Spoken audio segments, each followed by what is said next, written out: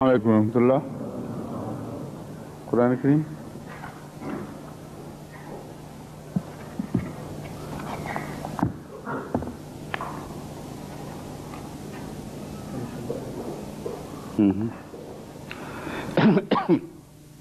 आऊज़ु बिल्लाहि मिनश शैतानिर रजीम। बिस्मिल्लाहिर रहमानिर रहीम। इन्ना फी खल्क़िस समावाति वल अर्दि वख्तिलाफिल लैलि वन नहार। ये तो वल फुल्किल लती वाली आयत आ गई है, हैं?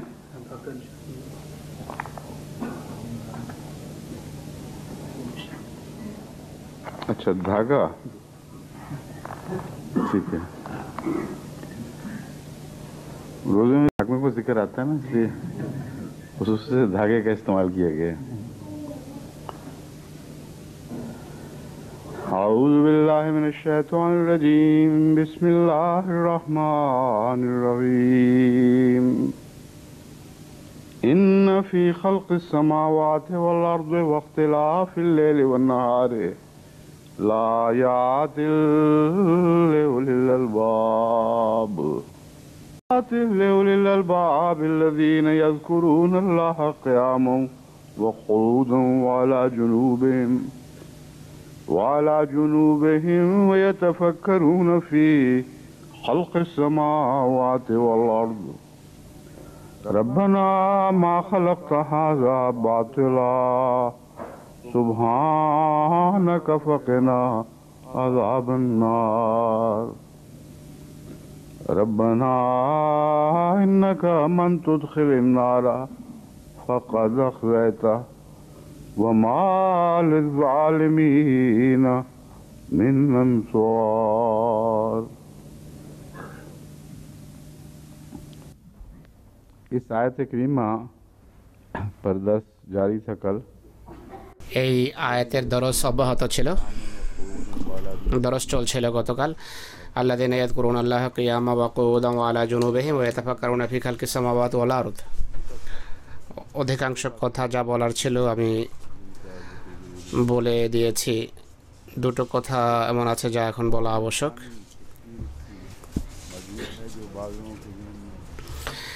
এর আরও একটি সম্ভাব্য অর্থ আছে, হতে পারে,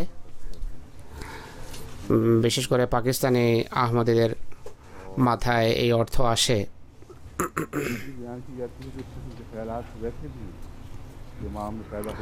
তাফসীর যখন করা হয় এবং চিন্তাধারা মাথায় এমনিতে আসতে পারে, সেই চিন্তাধারা সঠিক কি ভুল তা আলোচনার মাধ্যমে সংশোধন করা আবশ্যক। আর বাতিল বলতে কি বোঝায়, ফাকিনা আযাবান নার, এর সাথে এর সম্পর্ক কি?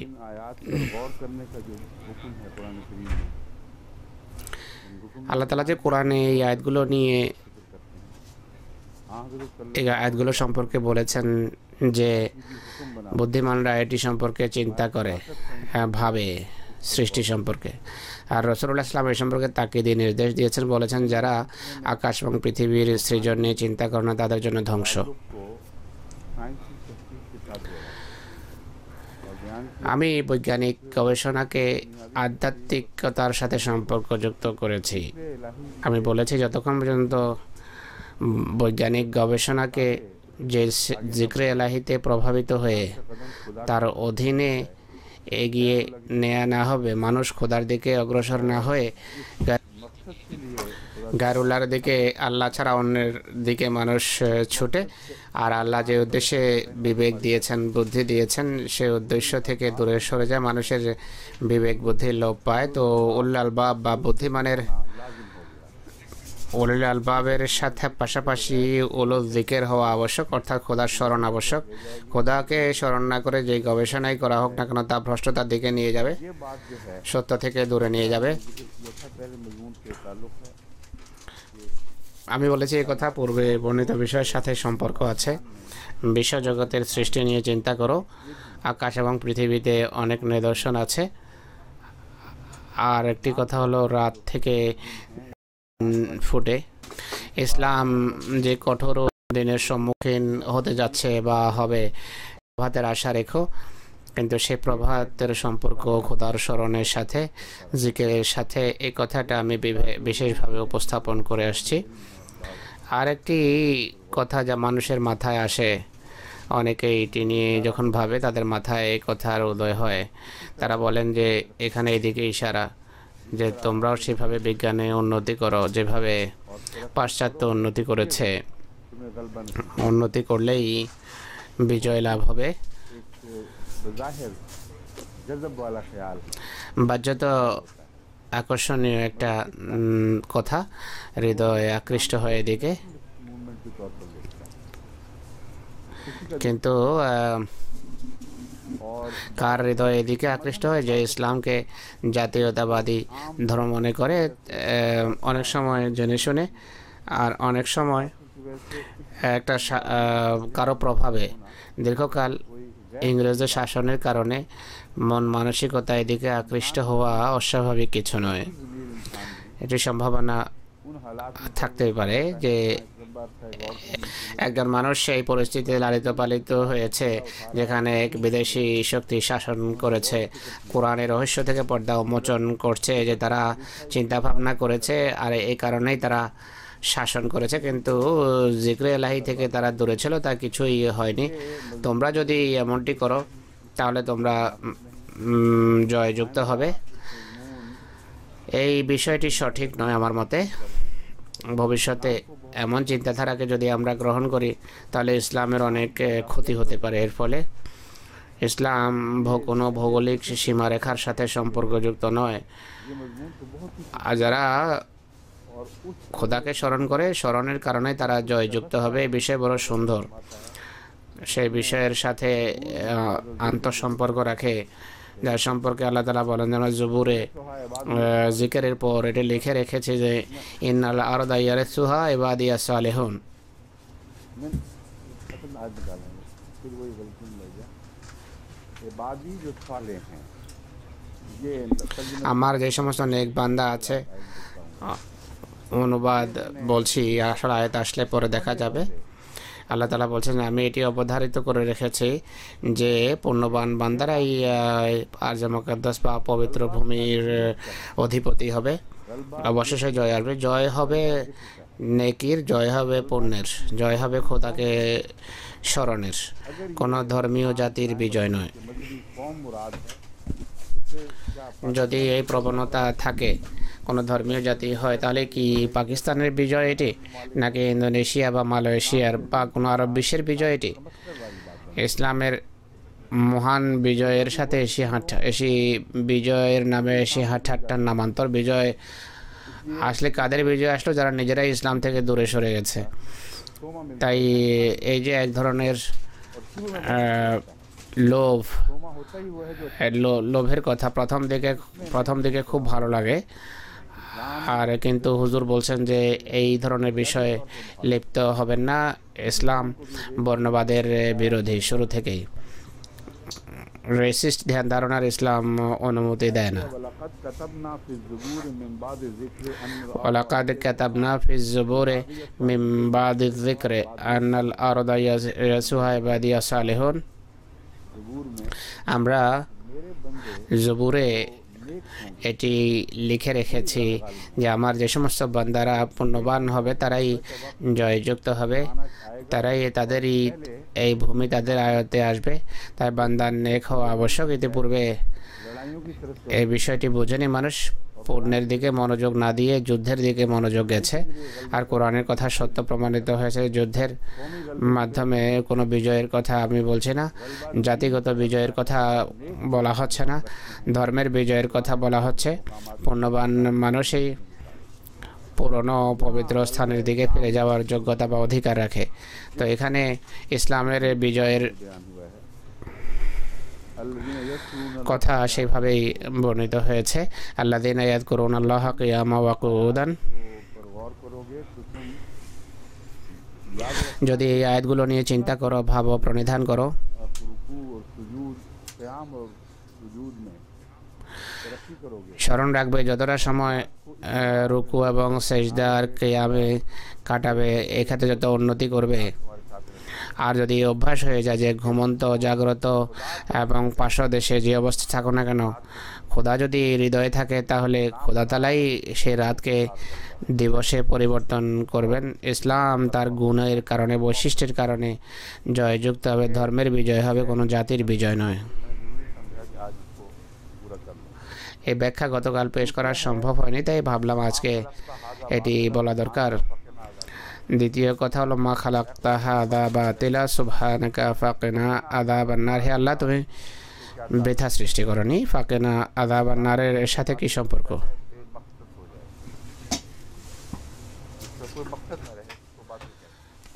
কোন বস্তুর যখন কোনো উদ্দেশ্য না থাকে সেটিকে বাতিল বলা হয়।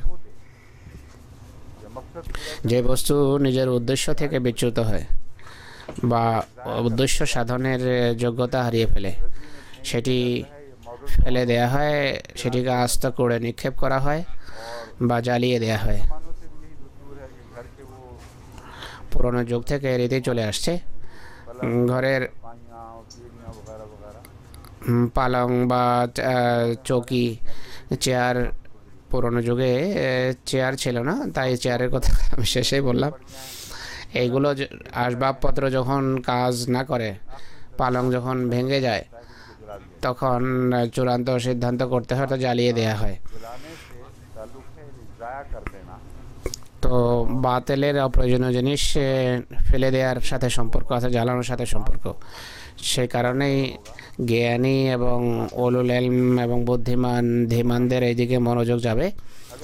যদি বাতিল না হয়, যদি বৃথা না হয়, তাহলে এর কোনো উদ্দেশ্য আছে। আর উদ্দেশ্যকে যদি আমরা না বুঝি, উদ্দেশ্য বাস্তবায়নের যোগ্যতা যদি অর্জন না করি, তাহলে আমরা পরিত্যক্ত বস্তু গণ্য হব, জীবন আমাদের বৃথা যাবে। আর বাতিলের ঠিকানা হলো অগ্নি, আর আমরা প্রতিষ্ঠিত থাকার যোগ্যতা হারিয়ে ফেলব। সূরা কাহাফের শেষের দিকে এটি বর্ণিত হয়েছে। তো কোরআনের আয়াতগুলো একটি অন্যটিকে দৃঢ়তা দান করে। কোরআনের কতক আয়াত অন্য কতক আয়াতের বিষয়কে সুদৃঢ় করে। আর এমন তাফসীর যদি করা হয় তাহলে এটি সঠিক তাফসীর। নতুবা হুজুর বলেছেন কোরআনের প্রতিটি বিষয়ের একটা জোড়া আছে, সব বিষয়ের একটা জোড়া খুঁজে পাবেন যে একটি আরেকটিকে সমর্থন করে, একটি আরেকটিকে দৃঢ় করে। তো নারের এটি হলো একটি অর্থ। अत्फा अल्लाह वाली आयत है, नार वाली मैंने लिखवाई थी, कहाँ है वो? कुल्लम कुल्लमा वाली औखुद नार, हाँ वही मैं पूछ निकाले, मैं दिखाता हूँ। कुरान करीम से साबित है कि नार का लफ्ज़ जंग के लिए भी इस्तेमाल होता है। নার শব্দ যুদ্ধের জন্য ব্যবহার হয়, কোরআন থেকে এটি প্রমাণিত। আল্লাহ বলেন, যখনই তারা যুদ্ধের আগুন প্রজ্বলিত করবে, আল্লাহ তাআলা সেটিকে নিভিয়ে দেবেন। কোরআনের আসল আয়াতটা বের করুন, আমি এখনই বলছি। মা খালাকতা হাযা বাতিলা সুবহানাকা ফাকিনা আযাবান নার में ये মা খালাকতা হাযা বাতিলা সুবহানাকা ফাকিনা আযাবান নার, এখানে স্পষ্টভাবে বলা হয়েছে যারা বাতিল মনে করে সৃষ্টিকে, তারা আগুনের আযাবে বা যুদ্ধের অগ্নিতে তারা জ্বলবে। তাদের বৈজ্ঞানিক উন্নতি, তাদের প্রণিধান চিন্তাভাবনা এই ধ্বংসযজ্ঞ থেকে তাদের রক্ষা করতে পারবে না। ধ্বংসের এই উপকরণ তারা নিজেরাই সৃষ্টি করেছে। তো বাতিল মনে করার স্বাভাবিক এবং সহজাত ফলাফল হলো অগ্নি। আর বাতিল মনে করার সহজাত যারা যারা বাতিল মনে করে তাদের চারিত্রিক বা নৈতিক যে মূল্যবোধ, তার কোনো ভিত্তি থাকে না। কুল্লামা আওকাদু নারা লিল হারবে আতফাহা আল্লাহ, তারা যখনই যুদ্ধের আগুন প্রজ্বলিত করবে, আল্লাহ তাআলা তা নিভিয়ে দেবেন। আগুনকে যুদ্ধ আখ্যা দেয়া এটি কোরআন থেকে প্রমাণিত। मैं बताता हूँ, वो जो बीच में एक सिलसिला रखा गया है वो ये है कि जब एक इंसान এক ব্যক্তি যখন কোনো কিছুকে বৃথা মনে করে, বাতিল মনে করে, একই সাথে তার এই ধারণা হৃদয়ে থাকা আবশ্যক যে আমরা জবাবদিহিতার সম্মুখীন হব না, কোনো জবাবদিহিতা নেই। জবাবদিহিতা উদ্দেশ্যপূর্ণ কোনো প্রোগ্রামের সাথে সম্পর্কযুক্ত। শিক্ষার জন্য কলেজ নির্মাণ করা হয়, উদ্দেশ্যপূর্ণভাবে নির্মাণ করা হয়। আপনি সেখান থেকে পাশ করে যখন বের হতে হয়, জবাবদিহিতার একটা যুগ আসে। যত সরকার বিভিন্ন আইন কানুন প্রণয়ন করে, প্রত্যেক আইন লঙ্ঘনের জন্য জবাবদিহিতার বিধান আছে, তাই এটিকে বৃথা বলা যায় না। বাতিলের অর্থ হলো কেওস, ফাসাদ, নৈরাজ্য। এসব অর্থ ভাষাবিদরা বর্ণনা করেছেন। ফাসাদ এবং নৈরাজ্যকর পরিস্থিতিতে কারোর সামনে জবাব দেওয়ার কোনো কারণ বা পরিস্থিতি থাকে না। আর যারা বিশ্বাস করে যে পৃথিবী অনর্থক সৃষ্টি হয়েছে, মৃত্যুর পর আমরা জবাবদিহিতার সম্মুখীন হব না, আমাদের কর্মের ব্যাপারে জিজ্ঞাসিত হব না আমরা, তারা সংকটের সময় যে সিদ্ধান্ত করে তা ধ্বংসাত্মক হয়ে থাকে। আর এই সিদ্ধান্তই, এই নৈতিক সিদ্ধান্তই যুদ্ধে পর্যবসিত হয়। নৈতিকতাহীন সিদ্ধান্ত যুদ্ধে পর্যবসিত হয়। এটি মৌলিক কথা, এতে আপনি কোথাও পরিবর্তন দেখবেন না। সব যুদ্ধের পিছনে একটা নৈতিকতা শূন্যতা রয়েছে, নৈতিকতা দিকে দেউলিয়াপন রয়েছে। আর এই ধারণা করা যে এইসব বাজে যে জয়যুক্ত হতে পারে হোক, যে শক্তিশালী সে অন্যদের হজম করুক, অসুবিধাকে। শক্তিশালীর জয়যুক্ত হওয়া এই নীতি, অর্থাৎ মাইট ইজ রাইট, জোর যার মুলুক তার, এটি বাতিল বা মিথ্যার পেট থেকে জন্ম নেয়। এটি যখনই অতি আকৃতি ধারণ করবে, ফ্যাসাদ হবে। পাকিস্তানের জুলুম অত্যাচার হচ্ছে এই নীতির ভিত্তিতে, যে কে বেশি শক্তিশালী। নীতিকে বাদ দিয়ে শক্তিশালীদের সাথে সমঝোতার কথা হচ্ছে প্রকাশ্যে, অথচ ক্ষমতা তোমাদের হাতে থাকবে কি থাকবে না, এটিকে উপেক্ষা করে যদি নীতির উপর প্রতিষ্ঠিত থাকা মিথ্যার সামনে না ঝুঁকো, তাহলে আল্লাহর সমর্থন লাভ করবে। আর বাতিলের সামনে ঝুঁকে যদি কোনো সমঝোতা করো, তাহলে আল্লাহর সাহায্য পাবে না। এই বিষয়টা স্মরণ রাখতে হবে।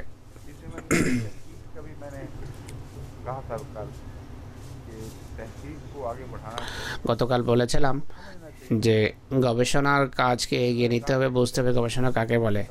আমি বলেছি যে তাহকিক বা গবেষণার অনুকরণের সাথে সম্পর্ক নেই। তাকলিদ শব্দ না বোঝার কারণে কিছু মানুষ নির্বুদ্ধিতাবশত অজ্ঞতা প্রসুপ্ত আমিত্বকে হয়তো গবেষণা মনে করবে। সে মনে করবে যে জ্ঞানীদের কথা আমাদের দরকার নেই, যা মাথায় আসে তাই করব। এটি অনেক বড় ধ্বংসাত্মক ভ্রান্তি হবে যদি কেউ এমন করে। কালকে কথা বলার পর মনে পড়লো যে আমি এর তাফসীর তো বলিনি। কোথায় মানুষ আমার প্রতি ভুল কথা না আরোপ করা আরম্ভ করে। যে শিখানোর দায়িত্বে আছে তার কাজ হলো পুলসেরাতের উপর চালানো। পুলসেরাতের উপর চালানো বড় জটিল বিষয়। একদিক থেকে বাঁচাতে যদি সামান্য ধাক্কা লাগে, তাহলে মানুষ দ্বিতীয় দিকে গিয়ে পড়ে। তাই যে ব্যালেন্সিং রড খোদা যদি কাউকে দেন, ভারসাম্য রক্ষার নিমিত্ত রড আল্লাহ যদি দেন, তাহলেই জাতিকে নিরাপদে এগিয়ে নিতে পারে। তাই খেলাফতের আসনের সাথে খোদা তাআলা এটিকে সম্পর্কযুক্ত করেছেন সবসময়। খেলাফত শাসন বা রাজত্ব করার জন্য নয়, বরং খেলাফত তাকওয়ার সঠিক পথে চালানোর জন্য এবং সাবধানতার জন্য, যে কোথাও যেন কোনো দিকে যেন সীমা লঙ্ঘন না হয়। আর মধ্যবর্তী রাস্তায় চলুন, এরই নাম হলো পুলসেরাতে সফলতা লাভ করা। যদি এই পৃথিবীতে পুলসেরাতে চলা শিখেন আর চিকন সুতার উপর হাঁটা শিখেন আর দোদুল্যমান না হন, তাহলে পরকালেও পুলসেরাতের উপর থেকে সফলতার সাথে অতিক্রম করতে পারবেন। যদি এখানে পড়ে যান, সেখানেও পড়ে যাবেন। তাই প্র্যাকটিস আবশ্যক। এখন আমি বিষয় আবার বর্ণনা করছি। আপনাদের সামনে যেই তথ্য আসে অনুকরণ করতে বারণ করেছি। আমি আমার কথা বলেছিলাম যে যদি আমি আপনাদের ইমাম হই, আপনি যদি বলেন যে আমি বলেছি যে ইমামের অনুকরণ আবশ্যক, এই বিষয়টি কী ছিল আমার মাথায়, তা স্পষ্ট করি যেন কোনো ভুলভ্রান্তি না থাকে। দৈনন্দিন জীবনে আমার সাথে এটি হয়। অনেক সময় এমন একটি কথা বলি আমি, के दायरे वाले लोग समझते हैं সেই कि গে- में गलती लगी জ্ঞানের গণ্ডির ভিতর যারা থাকে তারা মনে করেন যে এখানে একটু ভুল হয়েছে। हमारा इमाम है और যদি কেউ তারা এই চিন্তা করে যে আমাদের ইমাম আল্লাহর পক্ষ থেকে মদত পুষ্ট, তা আমাদের এই কথাই বলা উচিত সায়েন্স মিথ্যা বলে। তো এমন চিন্তা করা অজ্ঞতাপ্রসূত ধারণা। अब कई दफ़ा डॉक्टर साहब উম, যেই অজ্ঞতাকে দূর করার জন্য তো কথা বলেছিলাম। অনেক সময় ডাক্তার মুজিব সাহেব হোমিও ক্লাসে বসে থাকেন, দু একটি পরিভাষা लफ्ज़ को जायद बयान कर दिया। বুঝতে আমার ভুল হয়, একটা কথা অতিরিক্ত বললে ये एड्रीनल कॉर्टेक्स याद है डॉक्टर साहब को वाकया? তিনি আমাকে সংশোধন করেন, যেমন অ্যাড্রিনাল, एड्रीनल कॉर्टेक्स একটা হলো অ্যাড্রিনাল কর্টেক্স, क्या लफ्ज़ है? हाँ हाँ, ये जो एड्रीनल कॉर्टेक्स क्या चीज़ है और सुप्रा एड्रीनल আর একটা हलो सुप्रा एड्रिनल। इस जीवन में এই उससे एक छोटी सी गलती हुई। পরিভাষাগত একটা ভুল করেছিলাম আমি। डॉक्टर सामने बैठे ডাক্তার সামনে বসেছিলেন, তিনি তখনই আমাকে বললেন যে এটা এরকম, এটা এমন নয়। अल्हम्दुलिल्लाह আমি বললাম আলহামদুলিল্লাহ, আপনি ঠিক বলেছেন। कई दफ़ा अब बताया सिद्दीका অনেক সময় আপা তাহেরা সিদ্দিকা যিনি ডাক্তার, হাটলে পুল থেকে ফোন আসতো যে আপনি যে কথা বলেছেন সেই কথার হয়তো এই প্রভাব পড়ে। আমি বলছি যে এটা এমন নয় এমন। আমি কৃতজ্ঞতার সাথে তা গ্রহণ করতাম। पर रखे তো এমন সত্য এবং তথ্য स्थानीय गलतियों से দৈনন্দিন জীবনের তথ্যের সত্যের সাথে সম্পর্ক রাখে। সেখানে মানুষ যদি হালকা ভুল করে, ये हमारा ईमान কিন্তু সেখানে আহমদরা যদি এমন মনে করেন যে আমাদের ইমাম এই সমস্ত ক্ষেত্রে তিনি ভুল করতে পারেন না, रुक जाना। আর এই বাহানায় সংশোধন না করা, এটি তাকুয়া নয়। अगर कोई बात কিন্তু যদি কোনো কথা এমন বলা হয় যার ধর্মের সাথেও সম্পর্ক আছে, আর ধর্মের ব্যাখ্যা ভিত্তিক কোনো কথা হয়, সেক্ষেত্রে কেউ যদি ভুল দেখে তা अगर इमाम ये कहते আমাকে পৌঁছানোর পর ইমাম যদি সিদ্ধান্ত করেন যে ধর্মীয় বিষয় আমি বেশি ভালো বুঝি আর এই বিষয়টা এমনই, उसके बाद तकवा का ये तकाजा नहीं সেক্ষেত্রে তাকওয়ার দাবি बना दी এটি নয় যে আপনি পৃথক মসজিদ বানাবেন हाथ को तराक की खातिर আর ঐক্যকে আপনি ভেদাভেদের खिलाफत জন্য ব্যবহার করবেন। करने की खातिर খেলাফত তো একত্ববাদের উপর প্রতিষ্ঠিত রাখার জন্য। बल्कि खुदा की तो একত্ববাদ কাল্পনিক আসমানি তৌহিদ নয়, বরং একত্ববাদের দাবি হলো মানব জাতি ঐক্যবদ্ধ হওয়া। এইটি এ বিষয়টি খেলাফতের প্রেক্ষাপটে কোরআন বর্ণনা করেছে। इस्तेमाल करते हुए খেলাফতকে तौहीद की बजाय तफरीक पैदा करें। ব্যবহার করতে গিয়ে তৌহিদের পরিবর্তে আপনি দলাদলের সৃষ্টি করবেন তাকওয়ার নামে, এটি বিরাট ভুল। हकीकत ये है कि इंतजार के बगैर तकवा हो ही नहीं। সত্যিকার অর্থে বিনয় ছাড়া তাকওয়া প্রতিষ্ঠিত হতেই পারে না। তাকওয়া স্বর্গীয় নূরকে বলা হয়, और अनानियत नफ्स के अंधेरे का नाम है। আর আমিত্ব হলো মানুষের প্রবৃত্তির অন্ধকারের নাম। আপনি যত জায়গা আমিত্ব মুক্ত করবেন এরই নাম হলো বিনয়। বিনয় যদি আপনি পরম মার্গে পৌঁছে যান, के लिए खाली हो তাহলে পুরো বর্তন তাকওয়ার জন্য খালি হয়ে যাবে। যদি নিজের জন্য বাঁচিয়ে রাখেন তাহলে ততটা অন্ধকারই থাকবে। এটি হলো सारी के साथ चलता है। তাকওয়ার বিষয়, যা বিনয়ের সাথে कोई में तकब्बुर आ जाए, বিনয়ের সাথে চলে। अनानियत आ जाए, যদি সত্য বলতে গিয়ে नजर आ रहा है और আমিত্ব এসে যায় আর আপনি বলেন যে আমি মনে করি এটি এরকম কোরআন এই কথা বলছে, তো এগুলো আত্মপ্রতারণার নামান্তর। खुदा अता कर জ্ঞানীদেরকে যে কথা আল্লাহ শিখান, मदद से उनके सामने सर झुकाना বিনয়ের সাথে সেইগুলো সামনে ঝুঁকা, এটি আদমকে সেজদা করার বিষয়। আসলে वजाहत अल्लाह ताला ने फरमा दी। তার ব্যাখ্যা আল্লাহ তাআলা নিজেই করেছেন যে আমরা তাকে সেই জ্ঞান শিখিয়েছি, তা তো ফেরেশতারাও জানতো না। जाती इल्म और बात তাই ব্যক্তিগত জ্ঞান ভিন্ন বিষয়।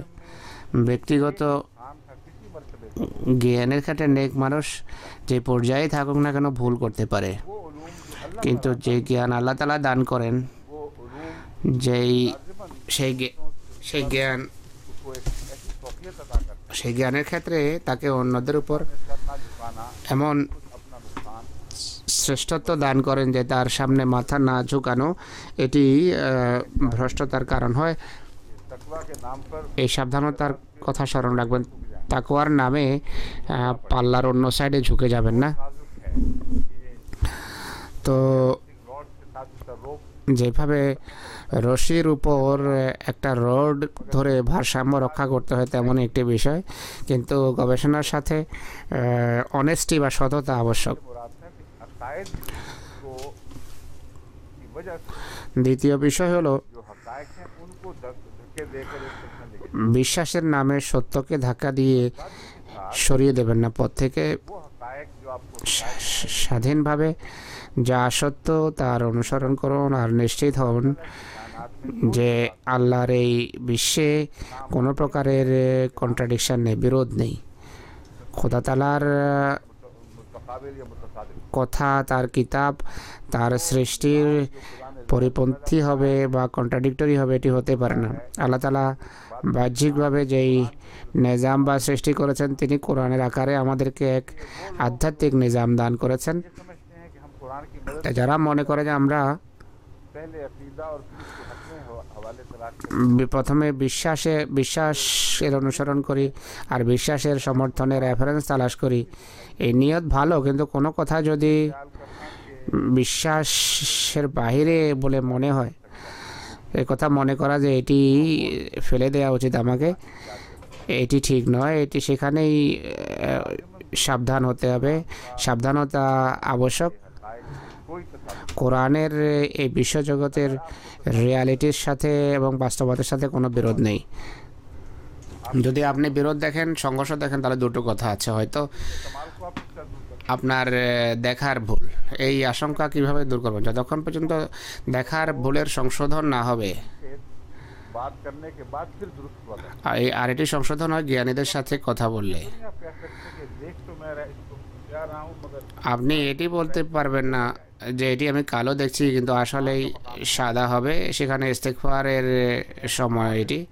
আপনি দোয়া করুন যে হে আল্লাহ, এখানে আমি এক বিরোধ দেখছি, ये या তাই হয়তো আমি কোরআন বুঝিনি বা उन्होंने फितरत को नहीं समझा প্রকৃতির এই নিয়মকে আমি বুঝিনি যা আমার সামনে আছে। এই দুটো ভ্রান্তির बहुत सी मुख्तलिफ सूरतें पैदा कर देते যে আশঙ্কা তা বিভিন্ন পরিস্থিতির অবতারণা করে। এমন ক্ষেত্রে हैं उनका पुराने জ্ঞানীদের দিকে যাওয়া, সে সমস্ত জ্ঞানী যাদেরকে কোরআন জ্ঞানী আখ্যা দেয় তাদের কাছে যাওয়া আবশ্যক। আল্লাহ তাআলা বলছেন यख्शल्लाह যে ইন্নামা ইয়াখশাল্লাহ মিন ইবাদিহিল উলামা। इस तरह उलुल अलबाब की तारीफ फरमाई गई है উলুল तारीफ नहीं है আলবাবের যে সংজ্ঞা সেটি সাধারণ সংজ্ঞা নয়, বরং কোরআনী সংজ্ঞা এটি। একইভাবে আল্লাহ তাআলা उलमा की एक तारीफ ওলামার একটা সংজ্ঞা দিয়েছেন। और वो সেই बिल्कुल সংজ্ঞা ক্ষেত্রে 100% প্রযোজ্য, যে বিষয়ে আমি এখন আলোচনা করছি। আল্লাহ তাআলা বলছেন उलमा শুধু আমায় আল্লাহ তাআলাকে ভয় করে। इल्म खुदा के खौफ को कम नहीं करता बल्कि জ্ঞান খোদাভীতিকে কম করে না, বরং খোদাভীতি বৃদ্ধি করে। जा सकता है कि इल्म के बगैर खुदा को खौफ लायक বরং বলা যেতে পারে যে জ্ঞান ছাড়া খোদাভীতি সৃষ্টি হয় না। खुदा से जो তো खौफ पैदा करे वो যে জ্ঞান খোদার ভয়কে মিটিয়ে দেয় তা জ্ঞানই নয়। इसका वाहिद जरिया करार জ্ঞানকে খোদাভীতির একমাত্র মাধ্যম আখ্যা দেওয়া হচ্ছে এখানে। তো প্রত্যেক সেই জ্ঞান সত্য जो खुदा का खौफ अता करता যা खোদাভীতিতে মানুষকে সজ্জিত করে। है अगर इल्म खुदा के खौफ से दूर ले जाता है যদি জ্ঞান খোদাভীতি থেকে দূরে নিয়ে যায় তাহলে সেটি অজ্ঞতা। তাকওয়ার দ্বিতীয় নামই তো খোদার ভয়। ইয়াখশাল্লাহ মিন ইবাদিহিল উলামা। बनता है कि आप इल्म में तरक्की करें तो বিষয় হলো আপনি যদি জ্ঞানে উন্নতি করেন আল্লাহর ভয় বৃদ্ধি পাবে। আল্লাহর ভয় যদি বাড়ে তাহলে पैदा होता প্রত্যেক এমন মুহূর্ত বা উপলক্ষ যেখানে সন্দেহ দেখা দেয় সেখানে আপনি তাকওয়ার দিকে ঝুঁকবেন, আপনি আল্লাহর কাছে দোয়া করবেন है ये हवाला देंगे अल्लाह को আর আল্লাহকে বলবেন যে আল্লাহ লা রাইবা ফি, मेरे कलाम में तो তোমার বাণীতে, তোমার উক্তিতে, তোমার কালামে কোনো সন্দেহ নেই, কিন্তু হুদাল্লিল মুত্তাকিনের প্রতিশ্রুতিও আছে। नहीं समझ सकता तो যদি আমি बढ़ा বুঝতে না পারি, আল্লাহ আমার তাকওয়া বৃদ্ধি করো, আমাকে সেই নূর দাও যার ফলে আমি फैसला বুঝতে পারবো। के लिए ये दुआएं लाजिम हुआ करती हैं কিন্তু এই সিদ্ধান্তের জন্য দোয়া আবশ্যক। फिर रुजू करना चाहिए আর যদি দোয়া আর যদি নিজে না বোঝেন তাদের দিকে, তাদের কাছে যান যারা ধর্মীয় জ্ঞানে আল্লাহ বেশি জ্ঞান রাখে, আল্লাহকে ভয় করে। এ সম্পর্কে স্মরণ রাখবেন যে কোরআন পড়ে প্রত্যেক ব্যক্তি कि हकायक से आगाह नहीं हो सकता। কোরআনে বর্ণিত সত্য তথ্য এবং উপাত্ত সম্পর্কে অবহিত হতে পারে না। कई बात नौजवान हमारे ये ना समझ लें আমি যে কোরআন পড়াতে বলেছি কোনো যুবক যদি এটি মনে না করে যে অনুবাদ পড়েছে সেটি যথেষ্ট, এখন আমরা যাচ্ছে তাই অনুবাদ করতে পারি। अदल बदल कर जो বিজ্ঞানকে পরিবর্তন করে যেই বিষয় চাই আমরা বর্ণনা করতে পারি, এটি ভুল। फरमाता है ला यमस কোরআন বলে যে লা ইয়ামাসসুহু ইল্লাল মুত্তাহহারুন। कुरान करीम है तो सही पढ़ने के लायक, কোরআন অবশ্যই পড়ার लेकिन जो জন্য, बाहर ना हो, কিন্তু যারা মুতাহহার হয় না বা যাদেরকে আল্লাহ তাআলা পবিত্র না করেন तो छू भी नहीं। তারা এটিকে স্পর্শ করতে পারে না। हालांकि हर नापाक आदमी অথচ প্রত্যেক নাপাক ব্যক্তি এটিকে স্পর্শ করতে পারে। বাজারে বই পুস্তক বাজারে কোরআন শরীফ বিক্রি হয়। বড় বড় নাপাক এবং নোংরারা पर हमले करें কোরআনের উপর আক্রমণের জন্য ক্রয় করে। এর দৃষ্টান্ত আমি দিয়েছি। তো মুতাহহারুনের অর্থ হলো তারা যাদেরকে पुरानी उलूम के समझाने के लिए बात কোরআন বোঝানোর জন্য পবিত্র করেন, তারা আর তাদেরকে যিনি এর অর্থ বোঝান। जब तक उस मर्तबे तक नहीं पहुंचते তো যতদিন পবিত্র ব্যক্তির পদমর্যাদায় উপনীত না হবেন ততদিন এটি সম্ভব না। তাই যারা গবেষণা করে এমন ছাত্রদের मद्देनजर নিজেদের স্ট্যাটাস অনুসারে পদমর্যাদা অনুসারে সিদ্ধান্ত করা উচিত। যাদেরকে আল্লাহ তাআলা काम करता है এই পদমর্যাদা দেন, যাদের উপর এই দায়িত্ব ন্যস্ত করেন, তাদের সামনে মাথা উঁচু করা, যে আমরা যে কোরআন পড়েছি এতে এই লেখা আছে, এটি অজ্ঞতা ছাড়া আর কিছু নয়। এটি আত্মম্ভরিতা, এটি অহংকার, এটি আত্মপ্রতারণার নামান্তর। मद्देनजर এসব বিস্তারিত বিষয়কে সামনে রেখে তাকওয়ার উপর প্রতিষ্ঠিত থাকা আর बाद मौकों पर इस्तगफार और दुआओं और सुभानअल्लाह की बात তাকওয়ার দৃষ্টিতে কাজ করা, ইস্তিগফার সুবহানাল্লাহ পড়ার পর বীরত্বের সাথে কাজ করা ধৃষ্টতা নয়, বীরত্বের সাথে কাজ করতে হবে। বলবে যে আমরা এটি দেখছি, কিন্তু হতে পারে আমাদের দৃষ্টিতে কোনো ভ্রান্তি আছে, তোমরা এটিকে ভিন্নভাবে দেখছো, তো আমাদের সাহায্য করো। কারণ তোমরা বলো যে আমরা যা এটিকে মনে করি তোমরা তা মনে করো না। তো এটি হলো উলুল আলবাব বা বুদ্ধিমানদের গবেষণা। আর জিক্রে এলাহির ফলে বিবেক আলোকিত হয়। আশা করি ব্যাখ্যার পর আমার সাথে কোনো ভুল কথার সম্পর্ক কেউ দেখাবে না বা কোনো ভুল কথা আমার প্রতি আরোপ করবে না। এখন পরের আয়াতে যাব। सवालों का नहीं अभी तो आप बात सब भूल गए। मैं आने से पहले मुझे ये कह रहे थे बड़े मस्ती से सवाल ज़्यादा लगते हैं, আসার সময় আমাকে বলছিলেন যে প্রশ্ন অনেক বেশি, তাই প্রশ্নের জন্য বেশি সময় দেওয়া দরকার। এখন আমি জিজ্ঞেস করলাম তো আপনি এমনভাবে উত্তর দিলেন যেন আপনি জানেনই না।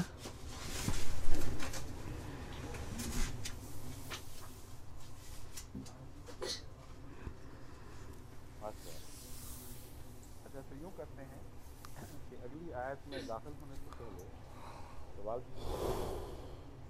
और सवालात के बाद फिर जो वक्त बचेगा फिर কিছু প্রশ্ন আছে, প্রশ্নের উত্তর দেওয়ার পর দরসে আসতে পারি। सवालात প্রশ্নোত্তর অধিবেশন অবশ্য রোববারে হয়ে থাকে। প্রথম রোববারের প্রশ্ন বড় কষ্টে গতকাল শেষ হয়েছে। सवालात को सिरे दस्त ना लिया जाए, আবার হুজুর বলছেন যে এখন প্রশ্ন না নিয়ে আমরা দরসে প্রবেশ করি সরাসরি। হ্যাঁ, যদি আর্জেন্ট কোনো পত্র আসে এই ফাঁকে তাহলে তা নিয়ে ভাবা যেতে পারে। গতকাল দরস সম্পর্কে জামাতের এক বুজুর্গ আলেম আমার দৃষ্টি আকর্ষণ করেছেন, বলেছেন যে আপনি নাফি খালকে সামাওয়াত ওয়াল আরদ সম্পর্কিত আয়াতটি নিয়েছেন, কিন্তু রাসূলুল্লাহ সব আয়াত নিয়ে চিন্তা করেও রাত কাটিয়েছেন। হুজুর বলছেন এই বুজুর্গ হয়তো তখন তন্দ্রাচ্ছন্ন ছিলেন। গতকাল আমি এটি নিয়ে আলোচনা করেছি। আরও একটি হাদিসের কথা আমি বলেছিলাম, ধ্বংস তাদের জন্য যারা এটি নিয়ে চিন্তা করে না। তো উনি বলছেন যে এটি হয়তো আমার দৃষ্টিতে আসেনি। তো হুজুর বলছেন যে দরস শোনার সময় অনেকের উপর তন্দ্রা ছেয়ে যায়। এই দুটো বিষয় নিয়ে গতকাল খুব আলোচনা হয়েছে এবং রাতে এই চিঠি তিনি লিখেছেন। তো এটিও মানবিক দুর্বলতা, এ সম্পর্কিত আলোচনা চলছে। আমরা মানুষ, আল্লাহ তাআলার দুর্বল সৃষ্টি, আমরা অনেক সময় হোঁচট খায়, ঘুম ছেয়ে যায়, শুধু এক সত্তা, কেউ কখনো তন্দ্রা স্পর্শ করে না। লা তাখুযু সিনাতুন ওয়ালা নাওম, আল্লাহর পবিত্র সত্তাকে কোনো দুর্বলতা স্পর্শ করে না। তাই এমন সময় শুধু সুবহানাল্লাহ বলতে হয়।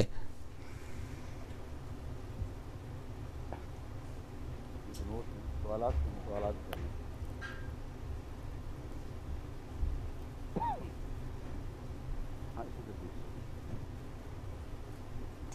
एक तो सालिहा शफी साहिबा का सवाल সালেহা সফি সাহেবার প্রশ্ন, जिसका जवाब मुझे भी नहीं आता।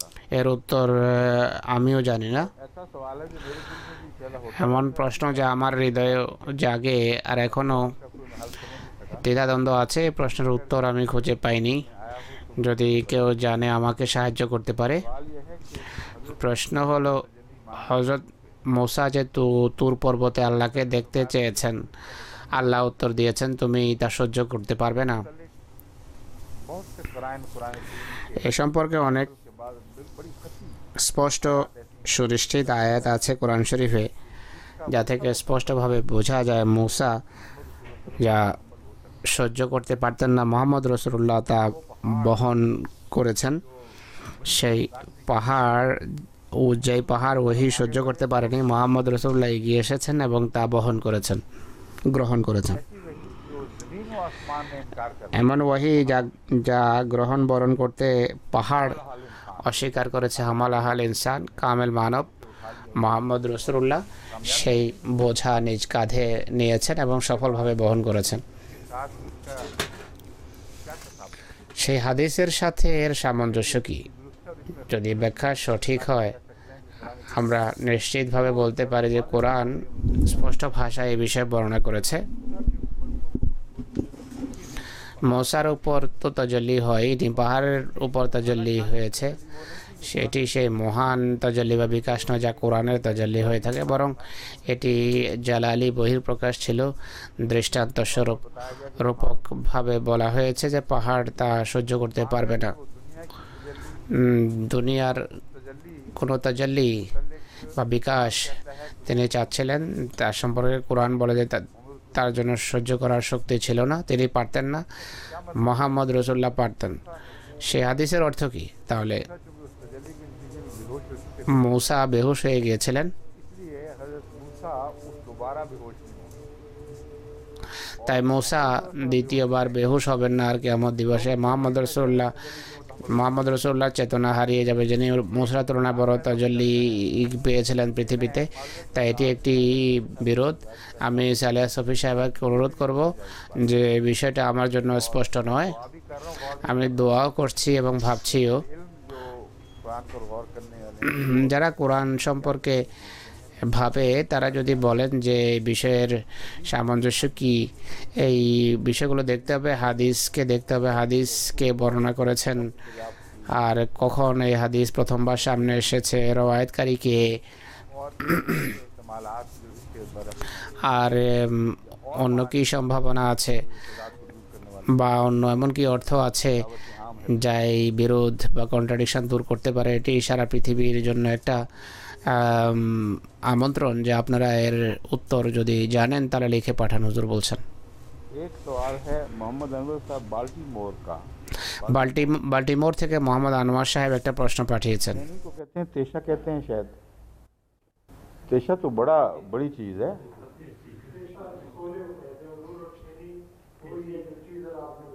क्या हुआ?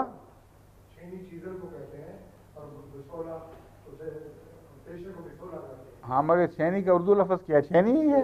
बस फिर ठीक है, यही पूछ रहा था मैंने कहा था छेनी को पंजाबी में तो छेनी कहते हैं, उर्दू में भी हम छेनी कहा करते थे। दुरुस्त है या गलत है या कोई और लफ्ज़ है? तो उन्होंने कहा उसको तेशा। तेशा तो बड़ी चीज़ है। तेशे से पहाड़ों की खुदाई होती है। जैसा कि तेशे बगैर मर न सका कोहकन असद, वो कोहकन जो है वो तेशा से पहाड़ खोदता था, छेनी से तो नहीं खोदा करता था। बहरहाल ये तो ज़िमनी बात है। वो कहते हैं आपने जो मिसाल दी हज़रत मसीह मौद अलैहिस्सलाम के एक हवाले की, মসিহ মাউদের একটা উদ্ধৃতির কথা বলেছিলেন হুজুর আপনি। হযরত মসিহ মাউদ आज के बाद আলাইহিস সালাম पैदा होने বর্ষা ঋতুতে পুকুর বা ডোবাতে যে বিভিন্ন প্রকারের প্রাণী দেখা যায়, যে জীবন সম্পর্কে কথা বলেছেন, সেখানে শূন্য থেকে জীবন সৃষ্টির বিতর্ক নয়, বরং বাহ্যত জীবনের লক্ষণ না থাকা সত্ত্বেও জীবন সৃষ্টি হওয়া, প্রাণ সৃষ্টি হওয়া, এই কথা মসিমত বলেছেন। হুজুর বলছেন যে ওনার কথা ঠিক নয়। আমি খুব মনোযোগ সহকারে এটি পড়েছি, আবার ভালোভাবে মনে আছে। প্রথমবার সে প্রশ্নই আমার মাথায় জাগ্রত হয়েছিল। বারাহিনে আহমদিয়া শূন্য থেকে অনাস্তিত্ব থেকে অস্তিত্ব সৃষ্টির কথা হচ্ছে। আর যারা বলতো যে অনস্তিত্ব থেকে অস্তিত্বে আসতে পারে না কিছু, এই সমস্ত বিতর্কের ভিতরে এই কথাটা এসেছে। বিতর্ক হলো আত্মা এবং বস্তু এইগুলো কি সৃষ্টি নাকি আদি থেকে চলে আসছে। আর যারা বলে যে আল্লাহ তাআলার সৃষ্টি শক্তি নেই, সৃজনী শক্তি নেই, বরং আল্লাহ সৃজনী শক্তি শুধু একজন রসায়নবিদের মতো, যেখান থেকে একটি বস্তু অন্য স্থান থেকে ভিন্ন বস্তু নিয়ে একটা তৃতীয় বস্তু বানালেন তিনি। হযরত মসিহ মউদ আলাইহিস সালাম কোরআন থেকে প্রমাণ করেন, আর এটি সঠিক। সৃষ্টি শক্তির অর্থ এই নয় যে দুটো বস্তু দ্বারা একটা তৃতীয় বস্তু সৃষ্টি করবেন, বরং তিনি শূন্য থেকে অনাস্তিত্ব থেকে অস্তিত্ব দিয়ে থাকেন। তিনি সেখানে ব্যাঙের দৃষ্টান্ত দিয়েছেন, অর্থাৎ মাটিতে যেখানে কোনো ব্যাঙ ছিল না, বৃষ্টির পর হঠাৎ করে ছোট ছোট ব্যাঙ সামনে এসে যায়। আজ একটা ঝিল বা পুকুর খালি, কিন্তু আগামীকাল দেখবেন যে তা পানিতে ভরে গেছে, তাতে ব্যাঙ লাফাচ্ছে। হযরত মসিহ ইসলাম এই উপসংহার টেনেছেন যে এটিও তারই প্রমাণ বলে মনে হয়।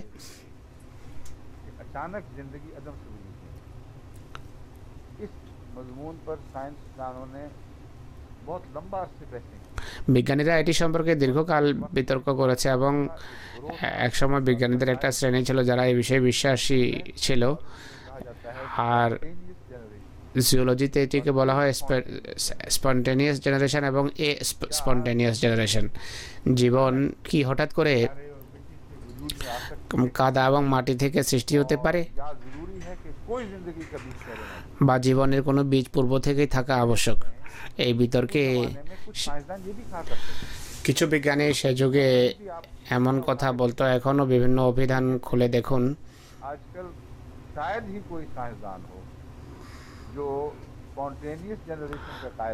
আজকাল এমন বিজ্ঞানী বিরল কেউ হবে যে স্পন্টেনিয়াস জেনারেশনের কথা বলবে। আমরা 100 বছর পূর্বেকার কথা বলছি। হযরত মসিহ ইসলামের এটি ব্যক্তিগত পর্যবেক্ষণ নয়, কেবল বিজ্ঞানীরাও এই কথাই বলতো। কিন্তু বিভিন্ন পরীক্ষা নিরীক্ষা হয়েছে, উন্নতি হয়েছে, নিশ্চিতভাবে এটি প্রমাণিত হয়েছে যে যেখানে জীবনের বীজ আদৌ নেই, জীবন নিঃশেষ, সেখানে নিজ থেকে জীবন সৃষ্টি হতে পারে না।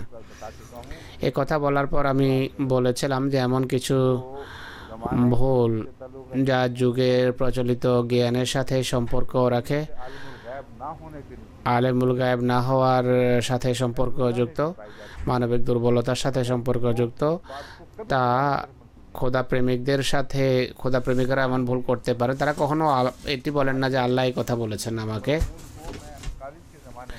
এই বিষয়কে আমি কলেজের জীবনে নাস্তিকদের সাথে কথা বলার সময় প্রমাণস্বরূপ পেশ করতাম যে দেখো, আজকের যুগেও এত উন্নতি সত্ত্বেও হযরত মসিহ মউদ আলাইহিস সালাম, যার আল্লাহর সাথে যোগাযোগ ছিল, তিনি একটি কথা বর্ণনা করেন যা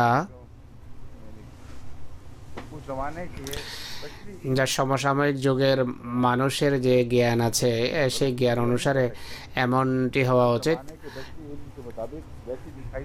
এমনটি চোখে পড়া উচিত, কিন্তু এমন ছিল না বাস্তবে। কিন্তু তার প্রতি যে এলহাম হয়েছে, যে কথাগুলো আল্লাহর সাথে সম্পর্কযুক্ত করেছেন, সেখানে এমন কোনো ভ্রান্তি আপনি দেখবেন না। এরপর আমি তাদের কোরআনের দিকে নিয়ে যেতাম, কোরআনকে দেখো, সেখানেও একই কথা দেখবে। वो नबी जिस पर ऐसा कलाम नाजिल हुआ है সেই নবী যার উপর এমন বাণী অবতীর্ণ হয়েছে, वो जब আলেমুল গায়েব খোদা যার প্রতি কিতাব নাযিল করেছেন, তিনি নিজে যখন सेमन से पोलन गिराते हुए देखते हैं, সাহাবীদেরকে খেজুরের গাছের পরাগায়িত করতে দেখছেন, जिनमें मेल ऑर्गन होते हैं, অর্থাৎ उनके ऊपर जो पोलन होते हैं जिससे एलर्जी भी पैदा পোলন হয়ে থাকে, যে পোলনের মাধ্যমে পরাগায়িত হয়। खजूरों का या हर पौधे খেজুর গাছ বা অন্য যে কোনো গাছ পোলনের মাধ্যমে, ফুল পোলনের মাধ্যমে পরাগায়িত হয়। যেই यूसेफ किस्म की चीज होती है, शक्ल भी कुछ मिलती है। ফুলের এক ধরনের उस सुराही से আহ, के ऊपर जब तक ये सेमन से उखाड़े ना ফুলের উপর স্ত্রী ফুলের উপর যখন পরাগ রেণু না পড়ে ততক্ষণ পর্যন্ত তা इन्फॉर्मेशन और तजर्बे से নিষিক্ত হয় না বা পরাগায়ন সম্ভব নয়।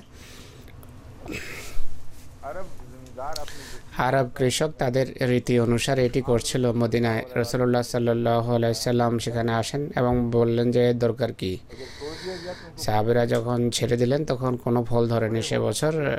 অনেক দিন পর पता चला कि वो फिर জানা গেল যে खाली रहे। গাছ খালি, কোনো ফল নেই।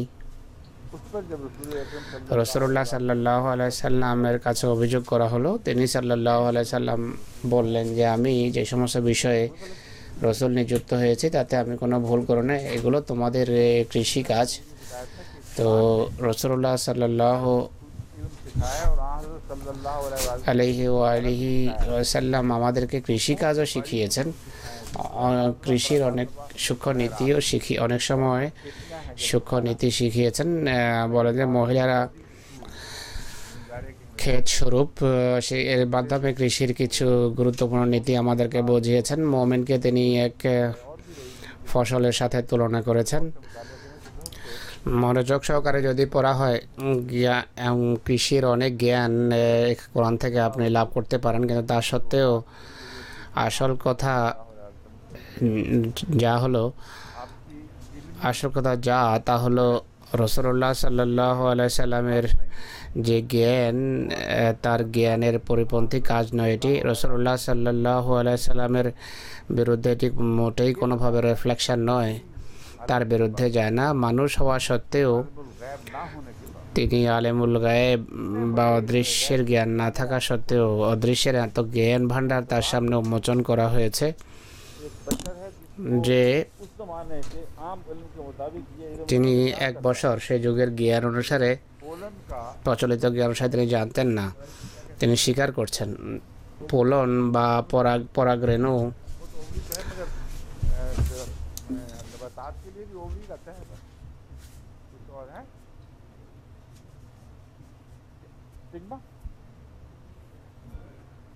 स्टेमन तो मर्दाना है ना, स्टिग्मा ही है गालिबन, जो भी है बाहर इसको ফুলের যে গর্ভমুণ্ড আছে সেই গর্ভমুণ্ডে যে পরাগ রেণু वजूद के अंदर প্রবেশের বিষয়টি अगर ये मर्दाना मादा ना गिराया जाए তার জানা ছিল না, যেটি স্বীকার করছেন। অর্থাৎ গর্ভমুণ্ডে যদি পরাগ রেণু না যায় এটি নিষিক্ত হয় না, যার ফলে ফলও ধরে না। রাসূলুল্লাহ সাল্লাল্লাহু আলাইহি ওয়াসাল্লাম বাহ্যত এটি সম্পর্কে অনবহিত। তার অনবহিত হওয়া এটি রিসালাতের মর্যাদার পরিপন্থী নয়, বরং রিসালাতের যে প্রকৃত মর্যাদার পক্ষে অসাধারণ এক প্রমাণ। আল্লাহ তাআলা বলছেন, হুয়াল্লাযী বাআসা ফিল উম্মিয়্যিনা রাসূলাম মিনহুম, ऐसा रसूल এমন রসুল নির্বাচন করেছেন যিনি নিরক্ষরদের মধ্য থেকে, আর তাকে সারা পৃথিবীর শিক্ষক নিযুক্ত করা হয়েছে। তো এই যে আশ্চর্যজনক বিপ্লব, আকাশ থেকে পৃথিবীব্যাপী এই যে বিপ্লব, এটি তার মুহাম্মদ রাসূলুল্লাহর সত্যতার প্রমাণ, তার মহিমার প্রমাণ। এটি কথার প্রমাণ বহন করে যে নবুয়তের পুরো মহিমা, পুরো সম্মান আল্লাহর সাথে সম্পর্কের বিষয়ে, এর সাথে সম্পর্কযুক্ত। এটি তেমনই বিষয় যেমন বিষয় আদমের যুগে আরম্ভ হয়েছে, আল্লাহ তাআলা শেখানোর পরে জানতে পেরেছেন, না হয় জানা সম্ভব ছিল না। তো এগুলো হলো বিষয়, কিন্তু এই বিতর্কে যদি আপনি লিপ্ত হন প্রাত্যহিক জীবনে, এই বিতর্কের অবতারণা এটি অসম্মান এবং অবমাননার নামান্তর হতে পারে এবং छेड़ने पर, क्योंकि मैंने आपको बात এগুলোর ফলে মানুষ নেতিবাচক ভূমিকা অবতীর্ণ হতে পারে। আমি এগুলো উঠাতে বাধ্য আপনাদেরকে বোঝানোর জন্য, কিন্তু প্রত্যহ বিতর্কের বিষয়ে বানানো এটি ঠিক নয় যে মসিহ মহম্মদ এ ভুল করেছেন, রসুল্লাহ ইসলাম এ ভুল করেছেন কিনা। তো এর ফলে একদিকে ওয়াহাবিয়ত দণ্ডায়মান হবে, একদিকে বেরলভিয়ত। আর ইতিহাসের এই যে বেদনাদায়ক অধ্যায়, তা থেকে শিখেন না কেন? ইসলামে যখন এই বিতর্ক উঠানো হয়েছে, অর্থাৎ বিতর্ক উঠানো হয়েছে তিনি আলেমুল গায়েব ছিলেন কিনা, এর ফলে এমন ফিরকা সৃষ্টি হয়েছে যে আজ পর্যন্ত তারা সমস্যা থেকে মুক্তি লাভ করতে পারেনি। রসুল্লাহ সম্পর্কে অবমাননাকর কথাবার্তা বলা হয়েছে, আর এটি করেছে প্রতিদ্বন্দ্বীর অহংকারের কারণে। তারা আলেমুল গায়েব সম্পর্কিত কিছু উদ্ধৃতি পেশ করে। শিয়ারাও তাদের ইমামদেরকে আলেমুল গায়েব মনে করে। তারা বেরেলভি এবং শিয়া প্রকৃতির অধিকারীরা এই ক্ষেত্রে সীমা লঙ্ঘন করে। তো যারা এটিকে তৌহিদের পরিপন্থী মনে করে, এ বিষয়কে তারা প্রথম দিকে যে যুদ্ধ করেছে তৌহিদের জন্য, তাই প্রথম দিকের বুজুর্গদেরকে এই কথা বলা যাবে না তারা অহমিকার বশবর্তী হয়ে এই বিতর্ক আরম্ভ করেছে। বড় বড় নেক মুখলেস মানুষের দ্বারা মনে করতে এটি একত্ববাদের উপর আক্রমণ। রসুল্লাহ বা অন্য কোনো ব্যক্তিকে আল্লাহর মোকাবেলায় রাখা এটি শিরক। সেই উদ্দেশ্যের পরিপন্থী এটি, যে উদ্দেশ্যে রসুল্লাহ এসেছেন। কিন্তু এই যুগ যখন কেটে যায়, খোদাভীরুতার পরিবর্তে এমন আলেমের জন্ম হয়েছে যারা নিজেদেরকে খোদা মনে করত। তারা সহ্য করতে পারতো না যে বিরোধী দল জয়যুক্ত হবে। এরপর তারা ধৃষ্টতায় এবং অশিষ্টাচারে এতটা সীমা ছাড়িয়ে গেছে যে এগুলো সত্য কথা। পাকিস্তানে যে সমস্ত বই ছেপেছে তাতে এমন উদ্ধৃতি আছে, তারা এতটা বাড়াবাড়ি করেছে তৌহিদের নামে। ওয়াহাবিরা একত্ববাদের নামে এত বাড়াবাড়ি করেছে, ওয়াহাবি এবং দেওবন্দিরা। তারা এই বিতর্ক উঠায় যে নাউজুবিল্লাহ শয়তান রসুল্লাহ থেকে বেশি জ্ঞান রাখত, আর কোনো পশুর নাম নিয়ে তারা এমন কথা লিখেছে। এই সমস্ত উদ্ধৃতি পড়ে মানুষের শরীর কেঁপে ওঠে। মুহাম্মদ সাল্লাল্লাহু আলাইহি ওয়াসাল্লামের উল্লেখ করতে গিয়ে তারা এই ধরনের বাজে কথা বলে কিভাবে? তো যে সমস্ত কথা সূক্ষ্ম বিষয়ের সাথে সম্পর্ক রাখে, দৈনন্দিন জীবনের বিতর্কের বিষয় বানানো সেগুলোকে আর দেখাচ্ছে যে আমরা জ্ঞান গর্ভ আলোচনা করছি, এটি বড় ভয়াবহ কথা। আর এটি তাকওয়া এবং খোদাভীরুতার পরিপন্থী, শিষ্টাচারের পরিপন্থী। আমি অনেক সময় বোঝাই যে তোমাদের পিতামাতার ভিতর যদি কোনো ভুলভ্রান্তি থাকে, ভুলভ্রান্তি থেকেই থাকে। এটি সেই ভুলভ্রান্তি নয় যার কথা এখন আমি বলছি, কিন্তু পিতামাতার ভিতর ভুলভ্রান্তি থেকে থাকে। মহানবী সাল্লাল্লাহু আলাইহি ওয়াসাল্লাম এবং মসিহ মউদ এর ভুলভ্রান্তির কথা বলছিলেন, দুর্বলতার কথা বলছিলেন। তারা দুর্বলতার ঊর্ধ্বে, কিন্তু মানুষ হিসাবে তাদের এমন কিছু ঘটনাবলী আছে যা তাদের উলুল আলবাব বা বুদ্ধিমান হওয়ার উপর আলোকপাত করে। কিন্তু পিতামাতার ভিতর তো এমনিতেই ত্রুটি বিচ্যুতি থেকে থাকে। অনেক সময় ছেলে মেয়েরা বিতর্ক করে, অন্যদের সাথে বিশেষ করে কথা বলতে গিয়ে বলে যে এই ত্রুটি আছে, ওই ত্রুটি আছে। এগুলোকে অশিষ্টাচার মনে করা হয়। মানুষ এগুলো উল্লেখ করে না পিতামাতার প্রেক্ষাপটে। তাই এই সমস্ত বিষয়ে হস্তক্ষেপ করবেন না, বিতর্কে এগুলোকে বিতর্কাধীন আনবেন না। যদি কোনো কথা জিজ্ঞেস করতে হয় খোদাভীতির সাথে, দোয়ার সাথে, ইস্তেগফারের সাথে খলিফায়ে ওয়াক্তকে লিখুন, তিনি আপনাদেরকে দিক নির্দেশনা দেবেন। কিন্তু যদি বিতর্কের বিষয় বানান, তাহলে যেই ভেদাভেদ প্রথমে ইসলামকে টুকরা টুকরা করেছে তা আহমদিয়তে জারি হয়ে যাবে এবং অনেক ক্ষতি হবে এর ফলে।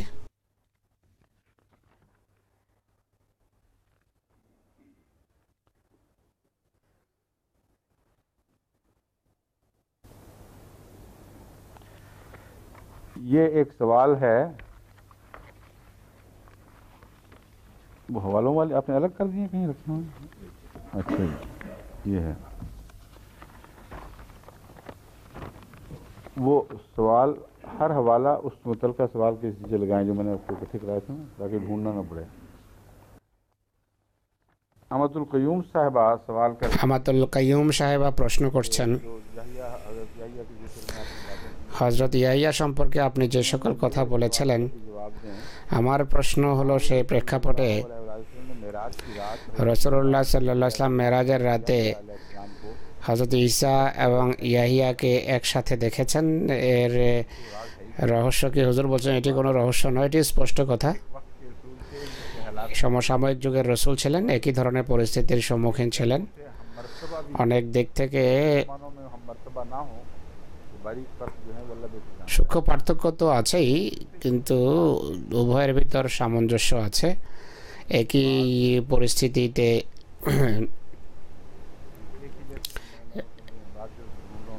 একই যুগে কাজ করেছেন, কিছু সাদৃশ্য নিয়ে জন্মগ্রহণ করেছেন যা আল্লাহর পক্ষ থেকে দেয়া হয়েছে। তাই তাদের দুজনকে একাত্রে দেখা এমনই হওয়া উচিত ছিল, আর এটি যুক্তিযুক্ত। সেই সাদৃশ্যের কারণেই প্রধানত আমি ভেবেছি যে হয়তো হযরত ইয়াহিয়া শহীদ হননি। যদিও আমার এটি ধারণা, বিশ্বাস যে নবী শহীদ হতে পারেন, আমার সেই ধারণা, কিন্তু আমার মাথায় সেই কথা কেন এলো? তো দেখুন উভয়ের ভিতর কত নৈকট্য, অবস্থার ভিতর মিল ছিল নিশ্চয়। আল্লাহ বলেন ইয়া ইয়াহিয়া খুযুল কিতাবা বিকুওয়াতিন ওয়া আতাইনাহুল হুকমা সাবিয়্যা, হে ইয়াহিয়া কিতাবকে দৃঢ়ভাবে আঁকড়ে ধরো, আর আমরা তাকে শৈশবেই প্রজ্ঞা শিখিয়েছিলাম, প্রজ্ঞা দিয়েছিলাম। এরপর হযরত ঈসা আলাইহিস সালাম সম্পর্কে আল্লাহ তাআলা বলেন যে শৈশবেই আল্লাহ তাআলা তার সাথে বাক্যালাপ করেছেন। মরিয়াম তার দিকে ইশারা করেছেন যে একে জিজ্ঞেস করো। তিনি বলেছেন ইন্নী আব্দুল্লাহ আতানি আল কিতাবা ওয়া জাআলানি নবিয়্যা।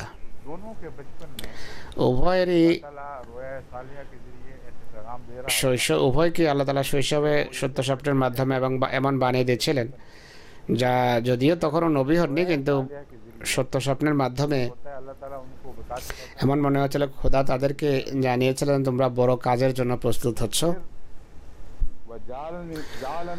ওয়া জাআলানি মুবারাকান, হযরত ইয়াহিয়ার কথা প্রথমে আসবে। হানানা মিন লাদুন্না ওয়া যাকাতান ওয়া কানা তাকিয়া, আমাদের পক্ষ থেকে স্নেহস্বরূপ, কোমল হৃদয় নিয়ে এসেছিল, উন্নত চারিত্রিক গুণের অধিকারী ছিল। যাকাতান, এবং যাকাত শব্দের অর্থ হলো পবিত্র। যাকাত শব্দের অনেক অর্থ আছে। একটি অর্থ হলো এত যাকাত দিত যেন সে মূর্তিমান যাকাত ছিল। হযরত ইয়াহিয়া সম্পর্কে প্রমাণিত যে তিনি যে জামাত গঠন করেছেন সেটি তেমনই জামাত ছিল যেভাবে ঈসা আলাইহিস সালাম বানিয়েছিলেন। এত বেশি যাকাত দিতেন যে কোনো কিছুর যেন তিনি মালিক ছিলেন না, আর যা কিছু থাকতো তা জামাতের যৌথ সম্পদ মনে করতেন। এত যাকাত দেয়া যে যতটা দিলে সবাই সমান হয়ে যায়, এই অর্থে হযরত জাকারিয়া যাকাত দিতেন, মূর্তিমান যাকাত ছিলেন। হযরত ঈসা সম্পর্কে আল্লাহ তাআলা বলেন যে ওয়া জাআলানি মুবারাকা আইনা মা কুনতু ওয়া আওসানি বিসসালাতি ওয়াজ যাকাতি মা দুমতু হাইয়া, আমার জন্য নির্দেশ হলো যতদিন জীবিত থাকবো আমি যেন যাকাত দিই।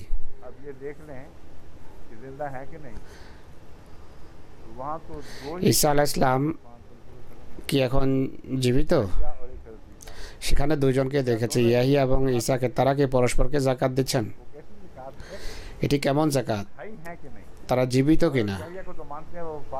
ইয়াহিয়া সম্পর্কে এরা মানে যে তিনি নিহত হয়েছেন বা মারা গেছেন। একজন যিনি তোমাদের বিশ্বাস অনুসারে নিহত হওয়া নিশ্চিতভাবে প্রমাণিত, আমার বিশ্বাস অনুসারে তার জীবিত থাকার সম্ভাবনা ছিল, তিনি মানুষের হাতে নিহত হননি। কিন্তু একজন সম্পর্কে তো তোমরা অবশ্যই বলো যে তিনি অবশ্যই জীবিত। যদি অবশ্যই জীবিত থাকেন তাহলে ইয়াহিয়ার যাকাত তো এখন বন্ধ হয়ে গেছে, তোমাদের বিশ্বাস অনুসারে তিনি মৃত। ঈসার যাকাত তো এখনও চলছে। তিনি কি ইয়াহিয়াকে যাকাত দেন সেখানে? আর যিনি মূর্তিমান জাকাত তিনি কিভাবে অন্যের কাছ থেকে জাকাত নিচ্ছেন? ये भी नहीं लोग गौर करते हैं। মানুষ ভাবে না। के साथ में बता আমি শুধু সাদৃশ্যের কথা তুলে ধরছি, কথা প্রসঙ্গে এগুলো আসছে আর কি। बर्रम बेवारिदत ना অবাররাম हाँ हजरत याहिया হযরত ইয়াহিয়া সংক্রান্ত কথা প্রথমে বলে, বাররাব ওয়ালিদাইহি ওয়ালাম ইয়াকুন জব্বারান আসিয়া। सारे तर्ज कलाम में कुरान পুরো যে এই ভাষার রীতি এখানে দেখা যাচ্ছে, कायदा इसी तरह को मुसलसल এই স্টাইলকে कि हजरत याहिया के ताल्लुक আপনি উভয়ের ক্ষেত্রে দেখবেন। ইয়াহিয়ার ক্ষেত্রে নাম পুরুষে কথা বলা হচ্ছে, আল্লাহর পক্ষ থেকে সিদ্ধান্ত দেওয়া হচ্ছে। ঈসা আলাইহিস সালামের প্রেক্ষাপটে হযরত ঈসা আলাইহিস সালাম নিজেই কথা বলছেন উত্তম পুরুষে নিজের পক্ষ থেকে, কিন্তু কথা তো আল্লাহর পক্ষ থেকে এসেছে। এখানে ইয়াহিয়ার ক্ষেত্রে বলছেন বাররাম বিওয়ালিদাইহি লাম ইয়াকুন জব্বারান আসিয়া, নিজের পিতামাতার প্রতি মূর্তিমান নেক ছিলেন, শেষ নেক ব্যবহার করতেন। আলাম ইয়াকুন জব্বারান, তিনি কঠোর চিত্ত ছিলেন না, কঠোর ব্যবহার করতেন না, স্বৈরাচারিতামূলক আচরণ করতেন না, আর আসিয়ার অবাধ্যতা কখনো অবাধ্য হতেন না। हजरत ईसा के मुतालिक फरमाया হযরত ঈসা সম্পর্কে বলেছেন, বাররাম বিওয়ালিদাতি, আমি আমার মায়ের প্রতি অত্যন্ত নেক ব্যবহারকারী। ওলাম ইয়াজালনি জব্বারান শাকিয়া, আর তিনি অর্থাৎ আল্লাহ তাআলা আমাকে কঠোর হৃদয়ের অধিকারী করেননি মায়ের জন্য। আর এত দুর্ভাগাও আমি নই যে অবাধ্য হবে মায়ের। आता है आखिरी जो मिसाल की आयत শেষ দৃষ্টান্ত দিচ্ছেন, দুজন কেন একাত্রে থাকা উচিত? এর যুক্তি হলো, সালামুন আলাইহি ইয়াউমা ওয়ালাদা ওয়া ইয়াউমা ইয়ামুতু ওয়া ইয়াউমা ইউবাসু হাইয়া। याहिया पर सलाम, ইয়াহিয়ার উপর শান্তি, जिस दिन वो पैदा যেদিন সে জন্মগ্রহণ করেছে সেদিনও শান্তি। ওয়া ইয়াউমা ইয়ামুতু, যেদিন সে মারা যাবে সেদিনও তার উপর শান্তি, আর যেদিন তাকে জীবিত উত্থিত করা হবে সেদিনও তার উপর শান্তি। হযরত ঈসা আলাইহিস সালামের প্রেক্ষাপটে কোরআন বলে যে ওয়াসসালামু আলাইয়া ইয়াউমা উলিদতু ওয়া ইয়াউমা আমুতু ওয়া ইয়াউমা উবাসু হাইয়া, আমার উপর শান্তি যেদিন আমি জন্মগ্রহণ করেছি, যেদিন আমি মৃত্যুবরণ করব, ওয়া ইয়াউমা উবাসু হাইয়া, আর যেদিন আমি জীবিত উত্থিত হব। কত সাদৃশ্য দেখুন, কত মিল দেখুন। অবিকলে কি শব্দ ব্যবহৃত হয়েছে। প্রশ্ন হলো, ঈসার মৃত্যু সম্পর্কে আমরা মৃত্যুর প্রমাণ দেই। ঈসা বলছেন যে ইয়াউমা আমুতু, অর্থাৎ তিনি নিহত হননি, বেঁচে গেছেন, পরে স্বাভাবিক মৃত্যুবরণ করেছেন। কোরআনে মহানবী সাল্লাল্লাহু আলাইহি সাল্লামের পৃথিবী থেকে বিদায়ের যে চিত্র অঙ্কন করা হয়েছে সূরা আলে ইমরানে, সেখানে বলা হয়েছে আফাই মাতা আও কুতিলা, মৃত্যুকে কতল থেকে পৃথকভাবে বর্ণনা করা হয়েছে। ঈসা এবং ইয়াহিয়া সম্পর্কে কি মওত শব্দ ব্যবহার হয়েছে? কতল শব্দ ব্যবহার না করার পিছনে কোনো প্রজ্ঞা আছে? নতুবা আল্লাহ তাআলা বলতে পারতেন যে সে নিহত হয়েছে, ইয়ামা উক্তালো শব্দ ব্যবহার হতো, কিন্তু তা ব্যবহার হয়নি। তো এগুলো বড় গভীর বিষয়, যেগুলোর প্রেক্ষাপটে কথা বলা হচ্ছে। শিশুসুলভ আবেগ তাড়িত দৈব ধ্যান ধারণার বশবর্তী কথা বলছে না। হযরত মসিহ মদের এই রেফারেন্স যতদিন থাকবে চিরস্থায়ী রেফারেন্স এটি। তিনি বলেন কোনো নবী সম্পর্কে নিশ্চিত অর্থে প্রমাণিত হয়নি যে তিনি নিহত হয়েছেন, অথচ কোনো নবী নিহত হয়েছেন। এই উভয় কথা একই সাথে বলতে হবে। এই আয়াত ততদিন আমাদেরকে আমন্ত্রণ দিতে থাকবে, আর আমরাও গবেষণা করতে থাকব। কিন্তু মানুষের যে ধারণা যে এর ফলে মুসলিমদের ব্যাখ্যা ভ্রান্ত প্রমাণিত, এটি ভুল কথা। যদি এটি প্রমাণিত হয় যে হযরত ইয়াহিয়া নিহত হননি, তাহলে আমার দৃঢ় বিশ্বাস যে একই সাথে এটিও প্রমাণিত হবে যে হযরত সৈয়দ আহমদ সাহেবও নিহত হননি। अगर ये साबित हो गया कि যদি এটি প্রমাণিত হয় যে হযরত ইয়াহিয়া নিহত হয়েছেন, তাহলে এটি প্রমাণিত হবে যে সৈয়দ আহমদ সাহেবও নিহত হয়েছেন। যদি এটি প্রমাণিত হয় যে উভয়ের অবস্থা সন্দেহের পর্দায় আবৃত, আল্লাহ ভালো জানেন কি হয়েছে, তাহলে মুসলিম ওদের कायम ব্যাখ্যা একই মহিমার সাথে বলবৎ থাকবে। তাই এই সন্দেহে লিপ্ত হওয়া, যে নাউজুবিল্লাহ, এই সন্দেহে লিপ্ত হয়ে মুসলিম ওদের উদ্দেশ্যের বিরুদ্ধে কোনো কথা ফলাফল দিতে পারে, সেটিকে ভয় পাওয়া আর আর চুপ করে বসে থাকা, এটি ঠিক নয়।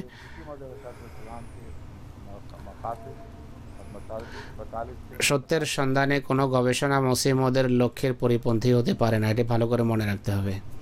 और अल्लाह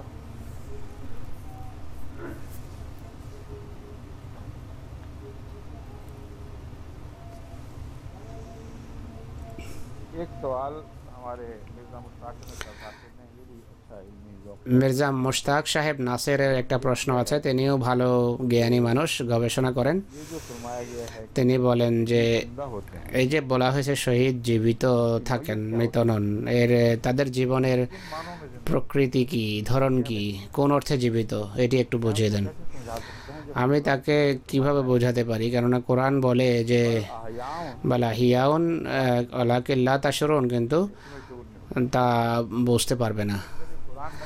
যার সম্পর্কে কোরআন নিজে বলেছে যে বোঝা সম্ভব নয় তাদের জীবনের প্রকৃতি, আমি কিভাবে আপনাকে বোঝাতে পারি? তাই মেনে নিন যে জীবিত, আর এমন অবস্থায় জীবিত যে অবস্থা সম্পর্কে আমরা জানি না, এর বেশি কিছু বলা যাবে না এই সম্পর্কে। ये फरमाई है দ্বিতীয় কথা যা তিনি লিখেছেন, हज़रत शाह वलीउल्लाह लिखते हैं कि रूहानी जिस्म जो হযরত শাহ ওলিউল্লাহ বলেন যে আধ্যাত্মিক দেহ দেয়া হয়, সেটিকে নাসেমা বলা হয় আর ঊর্ধ্বলোকে রাখা হয়। প্রশ্ন কি জিজ্ঞেস করছেন জানি, তা বলুন আমাকে। क्या ये मकाम जन्नत से पहले का मकाम है? এই মকাম কি জান্নাতের পূর্বের পদমর্যাদা? बड़ा वहीं से पता करें হুজুর বলছেন যে আপনি যেখানে পড়েছেন এই বাক্যগুলো সেখানে পড়ুন। कर रहे हैं আপনি নাসেমা শব্দের কথা বলছেন, তা এখানে নেই তো। मुस्तफा साबित साहिब हैं আমাদের মোস্তফা সাহেব আছেন, বড় নিবেদিত প্রাণ জ্ঞানী, কিন্তু তার বিশেষ প্রশ্ন সবসময় वो ये कहते हैं হৃদয় দানা বাঁধতেই থাকে। তিনি अरबी का खत है जो আরবি চিঠি, তার अंग्रेजी का ইংরেজি চিঠি, अंग्रेजी में तर्जुमा और वही सुन रहे होंगे इस वक्त তিনি সেখানে হয়তো এখন শুনছেন। बात वहाँ वो তার मैं उर्दू कर रहा हूँ उर्दू में तर्जुमा আমি উর্দুতে বলছি, তাই উর্দু অনুবাদ করব। তার ধারণা হলো, আমি যে বললাম যে গবেষণা করা উচিত, ফিলিস্তিনে যে ধ্বংসস্তূপ আছে, না মিশরে যে ধ্বংসস্তূপ রয়েছে ফেরাউনিদের, वो इमारतें जो कुरान के मुताबिक সেই সমস্ত বিল্ডিং যা কোরআনের নির্দেশ অনুসারে মুসা নির্মাণ করিয়েছিলেন, সেগুলোর কিবলা কি জেরুসালেমমুখী নাকি ফিলিস্তিনমুখী, सिर्फ ये मुराद নাকি কেবলাদানের কেবল অর্থ হলো সামনাসামনি? फरमाया है তিনি লিখেছেন যে আমার মতে किबला साथ हो तो फिर वो যদি কেবলা হয়ে থাকে মক্কামুখী হওয়া উচিত, জেরুসালেম নয়। হযরত মূসাকে হয়তো এই নির্দেশই দেওয়া হয়েছে যে জেরুসালেম কেবলা মক্কা শরীফমুখী করো, কারণ তার যুক্তি হলো তখন জেরুসালেমের কোনো ধর্মীয় গুরুত্ব ছিল না। রাসূলুল্লাহ সাল্লাল্লাহু আলাইহি সাল্লাম যখন জেরুসালেমের দিকে মুখ করে নামাজ পড়েছেন, তখন রাসূলুল্লাহ সাল্লাল্লাহু আলাইহি সাল্লামকে কেন আল্লাহ তাআলা ज़्यादा जाहिर होती মক্কার মোকাবেলায় জেরুসালেমের দিকে মুখ করে নামাজ পড়ার কিছুদিন অনুমতি দিয়েছেন, অথচ জেরুসালেমের গুরুত্ব, অথচ কেবলার গুরুত্ব অথচ স্পষ্ট ছিল। জেরুসালেমের ধর্মীয় গুরুত্ব স্পষ্ট হোক বা না হোক, আমার মতে কেবলা কোনো ইট বালির বিল্ডিংকে বলা হয় না, বরং কেবলা একত্ববাদের প্রতীক হয়ে থাকে। मरकज बनना हो আর যেখানে কেন্দ্র নির্মিত হওয়ার থাকে, আল্লাহ তাআলা তা ভালো জানেন। इसराइली हैं वो तमाम कर ইসরায়েলিরা, মূসা এবং অন্য সব ইসরায়েলি, তাদের का इलाका मुकर्रर फरमा কেন্দ্র আল্লাহ নির্ধারণ করেছেন জেরুসালেম এবং ফিলিস্তিনকে, সবসময় এমনই ছিল আর আজও তাই। के इल्म में है जब वो খোদা তাআলা জানতেন, খোদা তাআলা যখন বলছেন যে কেবলামুখী করো, নবীকে তিনি বুঝিয়েছেন एक तरफ अब इबादत किया करो ताकि तुम्हें অর্থাৎ একমুখী একদিকে মুখ করে নামাজ পড়া যেন ঐক্য সৃষ্টি হয়, কিন্তু সেটি মক্কা হতে পারে না আমার মতে। কিন্তু তার দ্বিতীয় যুক্তি হলো জেরুসালেমে এমন কোনো গির্জা ছিল না যার দিকে মুখ করে নামাজ পড়া যেতে পারে। वो समझते हैं कि हजरत सलेमान ने जो टेम्पल तामीर किया, উনি মনে করেন সলেমান যে গির্জা নির্মাণ করেছেন तो जब रसूलुल्लाह তার কারণে ইবাদতের নির্দেশ হয়েছে। রসুল্লাহ कौन सा टेम्पल, সেদিকে যখন মুখ করে নামাজ পড়তেন তখন কোন গির্জা সেখানে ছিল? কোনো গির্জা ছিল না। শুধু তাই নয়, ऐसा रूइन बन चुका বরং সেটি ধ্বংসস্তূপ ছিল। শহরের ডাস্টবিন ছিল সেখানে, আবর্জনা সেখানে ফেলা হতো।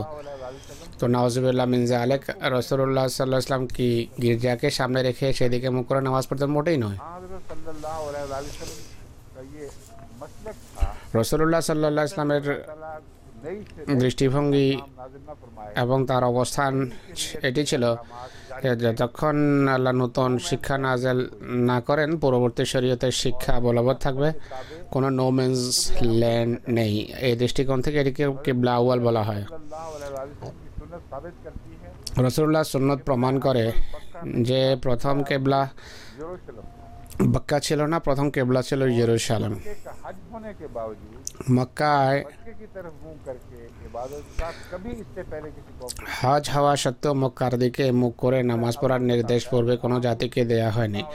প্রথম কেবলা শব্দ বলছে अव्वल मक्का था, রসুল্লাহর দৃষ্টিতে প্রথম কেবলা যদি মক্কা হতো তাহলে মক্কা দিকে মুখ করে নামাজ পড়তেন তিনি। জেরুসালেমের মুখ করে জেরুজালেমের দিকে মুখ করে নামাজ পড়তেন না। सुलेमान मूसा के कई सौ साल बाद আর बनाया गया। সোলেমানের গির্জা মুসার বেশ কয়েক শত বছর পর নির্মাণ করা হয়েছে। बिल्कुल बेताल्लुक बात है। সোলেমানের গির্জা অর্থহীন কথা, ইবাদত গির্জার হচ্ছে না, जो मरकज बनाया বরং मरकज গির্জা আসলে কেন্দ্রে বানানো হয়েছে। সোলেমানের जो है अव्वलियत इलाके को है, গুরুত্ব হলো সেই অঞ্চলের, যে স্থান, যে অঞ্চলকে ইহুদি ধর্মের কেন্দ্র বানানোর ছিল, আর যেখানে কেন্দ্র হয় সেখানে কেন্দ্রীয় বিল্ডিং স্থাপনা নির্মিত হয়ে থাকে। इसके मुकाबल उस वक्त मक्का हज के लिए जाया जाता था। अब मक्का की दुरुस्त মক্কাতে মানুষ হজের জন্য জেরুসালেম যেত না, কিন্তু বরং মক্কায় যেত। মুসার যুগে মক্কাতে মানুষ হজের জন্য যেত, আর তখনও গির্জা নির্মিত হয়নি। প্রশ্ন হলো রসুল্লাহর যুগে কি মানুষ হজের জন্য যেত না? सवाल है। হুজুর বলছেন অদ্ভুত প্রশ্ন এটি। अगर मक्के की तरफ हज के लिए आना মক্কার দিকে হজের জন্য আসা किबला होना चाहिए, যদি এই কথার প্রমাণ হয়ে থাকে যে কিবলা এটি হওয়া উচিত, তাহলে মুসার যুগেও মানুষ হজের জন্য অবশ্য আসতো। के ज़माने में तो बकरा কিন্তু রসুল্লাহর যুগে তো অজস্র ধারায় মানুষ মক্কা আসতো, তারপরেও রসুল্লাহ সাল্লাম সেই দিকে মুখ করে নামাজ পড়তেন, কেবলার বা জেরুজালেমের দিকে। রসুল্লাহকে এটি বোঝেননি যে মানুষ মক্কার দিকে আসছে, আমি কেন জেরুজালেমের দিকে মুখ করে নামাজ পড়বো? ये बात कि हजरत इब्राहिम ने हज के लिए जो तरीक़ार मुकर किया, उनकी औलाद ने उनको रवायात बरकरार रखा, ये वही जवाब मेरा पहला भी था। जिन रवायात को बरकरार रखा उनके होते हुए भी रसूलुल्लाह सल्लल्लाहु अलैहि वसल्लम ने फ़लस्तीन ही को क़िबला अव्वल समझा। যেহেতু রসুল্লাহ ফিলিস্তিনকে প্রথম কেবলা মনে করতেন, তাই এই সম্পর্কে আমাদের কথায় কোনো পরিবর্তন আসতে পারে না। আর জেরুসালেমকে কেবলা মনে করার সত্ত্বেও তার বেকুলতা ছিল, উৎকণ্ঠা ছিল, কেবলা মক্কা হওয়া উচিত। আল্লাহ তাআলা তখন বলেন যে তোমার বেকুলতা, তোমার আহাজারি আমরা দেখেছি, তুমি সেজদায় এই বিষয় নিয়ে ভাবতেন, আল্লাহ তাআলা দরবারে আকুতি করতেন যে কেবলা এটি হওয়া উচিত। আল্লাহ তাআলা বলেন তোমার কথা সঠিক, আর আমরা এখন মক্কাকে কেবলা নিযুক্ত করছি। এই বিষয়টি মোহাম্মদ রসুল্লাহ সাল্লাম প্রথমবার খোলা হয়েছে, মুসার সামনে নয়। তাই মুসার কেবলা বলতে মক্কা শরীফকে বোঝায় না। ভালো করে হৃদয়ে গেঁথে নিন। মুসার শ্বশুর ইব্রাহিমের আওলাদের মধ্য থেকে ছিল, আওলাদের অন্তর্ভুক্ত ছিলেন, যিনি হজের রীতি অব্যাহত রেখেছেন। হুজুর বলছে এটি তার ধারণা মাত্র। হজরত শোয়েব যে মুসার শ্বশুর ছিলেন, তিনি হজের জন্য যেতেন এমন কোনো প্রমাণ নেই, কিন্তু ইনি ব্যাখ্যা করছেন যে সেখানে সামানিন হিজজ শব্দ ব্যবহার করেছেন। সামানি হিজজের অর্থ হলো, ইনি মনে হয় এই আয়াতের দিকে ইশারা করছেন। সামানি হিজজ, 8 বছর আমাদের এখানে কাজ করতে হবে, এটি তার শ্বশুর তাকে বলেছিলেন। হিজর শব্দের মাধ্যমে যেন তিনি এটি প্রমাণ করছেন যে হজ করতেন তিনি। হুজুর বলছেন এটি অনেক অসম্ভব একটি অনুমান। আর অভিধান এটিকে সমর্থন করে না। অভিধান থেকে জানা যায় যে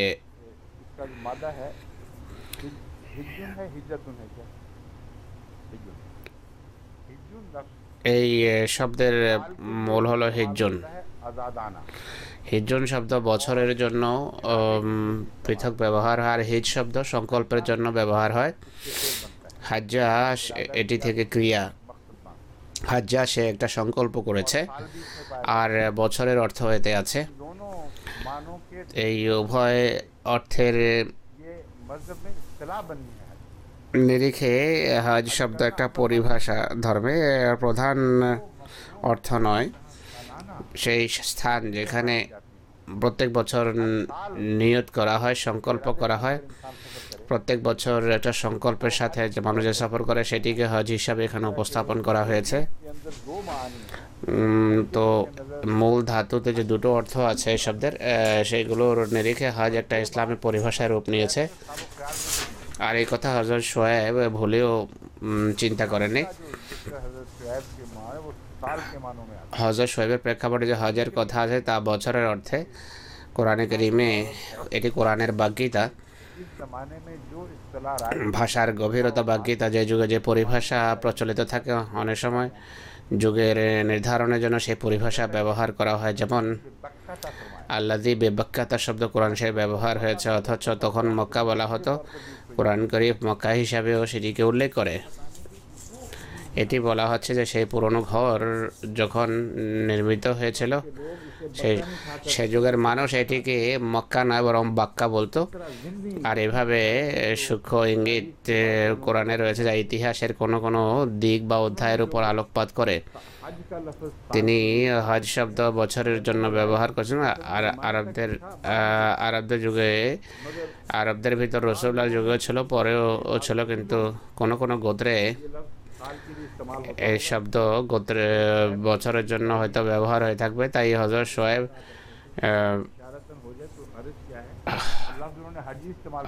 তিনি হজ শব্দ ব্যবহার করেছেন তখন। তো এর এই অর্থ করা যে তিনি হজের দিকে ইশারা করেছেন বা হজ করতেন, তাই হযরত মূসা আলাইহিস সালামকেও মক্কার দিকে মুখ করে ঘর বানানোর নির্দেশ দেওয়া হয়েছে। যদি এটি হয়েই থাকে তো কেবলা কেন পরিবর্তন করলেন? সেটি তো হজের স্থায়ী কেবলা ছিল। এখানে সুলেমানের গির্জা এসে কেন কেবলা পরিবর্তন করলেন? স্থায়ী কেবলা যদি সেটি হয়ে থাকে, প্রথম এবং শেষ কেবলা এটি হয়, তাহলে মাঝে মধ্যবর্তী সময় সে কেবলা পরিবর্তনের কোনো কারণ নেই, কোনো যুক্তি নেই।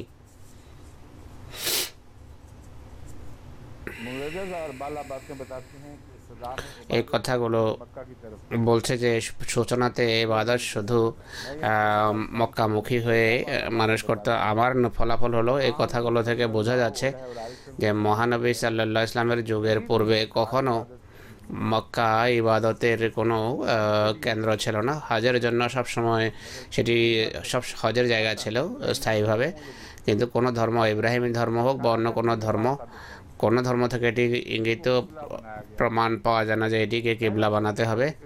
প্রথম যে কিবলার কথা উল্লেখ আছে তা হলো ফিলিস্তিন, কিন্তু ফিলিস্তিনের দিকে মুখ করে নামাজ পড়ার যে নির্দেশ সেটি আমি কোথাও দেখি না। প্রথম কিবলা বলা হয় সেটিকে, কেননা মহানবী সাল্লাল্লাহু আলাইহি ওয়াসাল্লাম সেদিকে মুখ করে নামাজ পড়েছেন। খ্রিস্টান এবং ইহুদিদের ভিতরে এই রীতি আছে কিনা তা আমি জানি না, কিন্তু আল্লাহ তাআলা ফিলিস্তিনের গুরুত্ব যেহেতু বর্ণনা করেছেন, ইহুদিদের কেন্দ্র আজ মুকদ্দাস বা পবিত্র ভূমিকে ইহুদিদের কেন্দ্র বলা হয়েছে,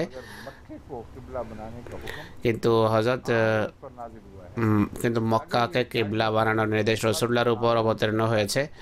যদি এটি স্থায়ী শিক্ষা হতো, রাসূলুল্লাহ সাল্লাল্লাহু আলাইহি ওয়াসাল্লাম মক্কার প্রতি ভালোবাসা সত্ত্বেও বা খানা খাবার প্রতি ভালোবাসা সত্ত্বেও এত ব্যাকুলতার মাঝে সময় কাটাতেন, যা খোদা তাআলাও নোট করেছেন। এটি অসম্ভব, এই কথাকে রাসূলুল্লাহ জানতেন না। সবসময় যদি এটি কিবলা হয়ে থাকে, তিনি কেন বায়তুল মুকাদ্দাসের দিকে মুখ করে নামাজ পড়েছেন? আপনি যে যুক্তি দিয়েছেন আমার যুক্তিকে সমর্থন করছে, তা আপনার কথাকে নয়। আপনি যে ফলাফল বা উপসংহার টানতে চাচ্ছেন তার সমর্থন পাওয়া যায় না এতে। ইনি এরপর বলছেন যে ইহুদিদের জন্য জেরুসালেম কেবলা হিসাবে নির্ধারিত হয় প্রথমবার বেবিলনে দেশান্তরিত হওয়ার পর, বা তাদের দ্বিতীয় বা দেশান্তরের পর, যখন তাদের গির্জাকে হযরত ঈসা আলাইহিস সালামের সতর্কবাণীর পর ধ্বংস করে দেওয়া হয়েছিল। ইয়া শব্দ বলছে, বা শব্দ যে তিনি ব্যবহার করছেন থেকে বোঝা যায় তার সন্দেহ আছে। এই বিষয়ের সম্পর্ক হিজরতের সাথেও আছে। কোরআনে কারীম এই প্রেক্ষাপটে এই বিষয়টা বর্ণনা করেছে। এর অর্থ হলো, যেদিকে তোমার যাওয়া তোমাদের জন্য অবধারিত সেদিকে মুখ রাখবে, সেই দিকটাকে ভুলবে না। নতুবা ইবাদতের সাথে দিকের বা ডাইরেকশনের কোনো সম্পর্ক নেই, শুধু ইবাদতের সাথে। কোরআনে কারীম পুরো বিষয়টা বর্ণনা করার পর বলে, আইনামা তুআল্লু ফাসাম্মা ওয়াজহুল্লাহ। স্মরণ রেখো, মক্কার দিকে মুখ করে নামাজ পড়ার বা ইবাদতের সাথে এই মুখ করা কোনো সম্পর্ক নেই। যেদিকে মুখ করে নামাজ পড়বে সেদিকেই আল্লাহকে পাবে।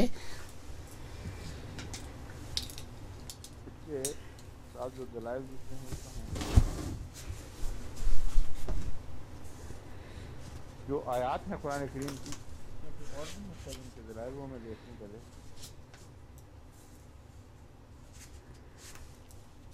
हाँ, एक उन्होंने और भी मजमून छेड़ा हुआ है। তিনি আরও একটা বিষয়ের অবতারণা করেছেন। मैं उसकी तरफ बाद में आता हूँ, पहले मैं कुरान करीम की आयत आपको প্রথমে কোরআনের আয়াতটা শোনাতে চাই আপনাকে, যেখানে কেবলার কথা উল্লেখ আছে। সূরা বাকারার 145 নম্বর আয়াত, ফালানুওয়াল্লিয়ান্নাকা কিবলাতান তারদাহা। প্রথমবার কেবলা নির্ধারিত হলো খানা কাবা, আল্লাহর ঘরের প্রতি যে স্বাভাবিক ভালোবাসা ছিল তার কথা উল্লেখ করতে গিয়ে আল্লাহ তাআলা বলেন যে ফাওয়াল্লে ওয়াজহাকা শাতরাল মসজিদ হারাম ওয়া হাইসুমা কুনতুম ফাওয়াল্লু ওয়াজহাকুম শাতরা মিন হাইসু খারাজতা ফাওয়াল্লে ওয়াজহাকা শাতরাল মসজিদুল হারাম। যেখান থেকে তুমি বের হও না কেন, অর্থাৎ তোমাকে মক্কা থেকে বের করা হবে, ফাওয়াল্লু ওয়াজহাকা শাতরাল মসজিদ হারাম, মসজিদে হারামের দিকে মুখ করে নামাজ পড়ো। এটি একটি ভবিষ্যৎবাণীও। এটি এই আয়াত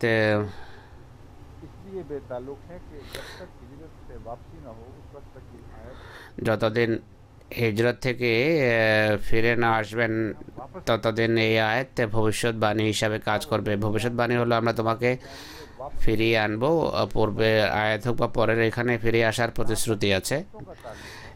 দিক বা ডাইরেকশনে যতটুকু সম্পর্ক আছে, সূরা বাকারা বলে যে লিল্লাহিল মাশরিক ওয়াল মাগরিব, পূর্ব পশ্চিম আল্লাহ তাআলারই। ফাইনামা তুওয়াল্লু ফাসাম্মা ওয়াজহুল্লাহ, যেখানেই তোমরা মুখ করে দাঁড়াবে সেখানে আল্লাহ তাআলাকে পাবে। ইন্নাল্লাহা ওয়াসিউন আলিম, আল্লাহ তাআলা ব্যাপকতার বা প্রাচুর্যের অধিকারী এবং সর্বজ্ঞানী। ইসলাম প্রসার লাভ করবে, কিবলা এটিই থাকবে।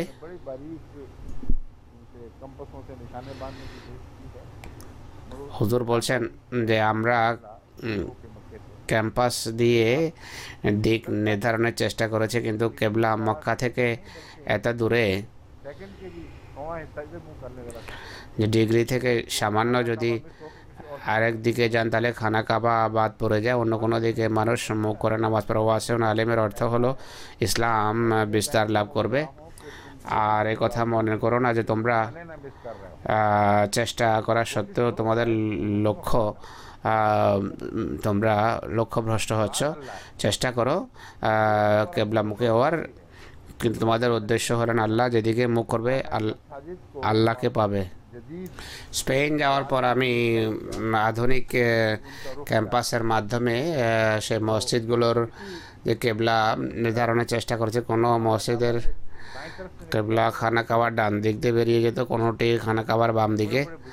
আর বড় বড় বুজুর্গ মানুষ ছিলেন, তারা নিজেদের তাকওয়ার নিরিখে সকল সাবধানতা অবলম্বন করে মসজিদ নির্মাণ করেছেন, কিন্তু এই ভুল থেকে যায়। তো ভুল আসলে যুগের জ্ঞান এতটুকুই ছিল, এর বেশি সম্ভব ছিল না তাদের জন্য। কিন্তু আল্লাহ তাআলা সন্দেহ দূর করছেন। আল্লাহ বলছেন তাকওয়ার সাথে চেষ্টা করো। যদি লোক সঠিক সোজা নাও হয় অসুবিধা নেই, আল্লাহ তাআলা সব কথা জানেন। আয়নামা তাকুনু ইয়াতি বিকুমুল্লাহু জামিয়া, সূরা বাকারা 149 নম্বর আয়াত। মিনাইতো খারাজা ফাওয়াল্লি ওয়াজহাকা শাতরাল মসজিদিল হারাম, 149 নম্বর আয়াতে এই বিষয়টাই চলছে। আয়নামা তাকুনু ইয়াতি বিকুমুল্লাহু জামিয়া ইন্নাল্লাহা আলা কুল্লি শাইইন কাদির। যেখানেই তোমরা থাকো না কেন আল্লাহ তোমাদেরকে ফিরিয়ে আনবেন। আল্লাহ সকল বিষয়ে সর্বশক্তিমান। হযরত মূসার সাথে ভূমির আল্লাহ তাআলা প্রতিশ্রুতি দিয়েছেন, যে কারণে হযরত মূসা নিজ জাতিকে ফেরাউনের আযাব থেকে শুধু রক্ষা করার ছিলেন না, বরং প্রতিশ্রুত ভূমি পর্যন্ত পৌঁছানোর ছিল। যদি এই প্রতিশ্রুতি না থাকতো এত কষ্ট করার কী দরকার ছিল। যেখানে ভালো জায়গা পেতেন সেখানে গিয়ে বসবাস করতে পারতেন, কিন্তু হাবুডুবু খেতে থাকেন সর্বত্র। আর সবসময় কেবলা সেটাই ছিল, পবিত্র ভূমি ছিল। এই কথা বলা যে হিজরতে পবিত্র ভূমি তার লক্ষ্য ছিল না, এই কথা সঠিক নয়।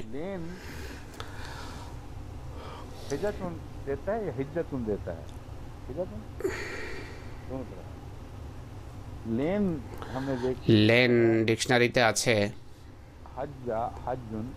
হাজ্জা হাজুন কাসাদা।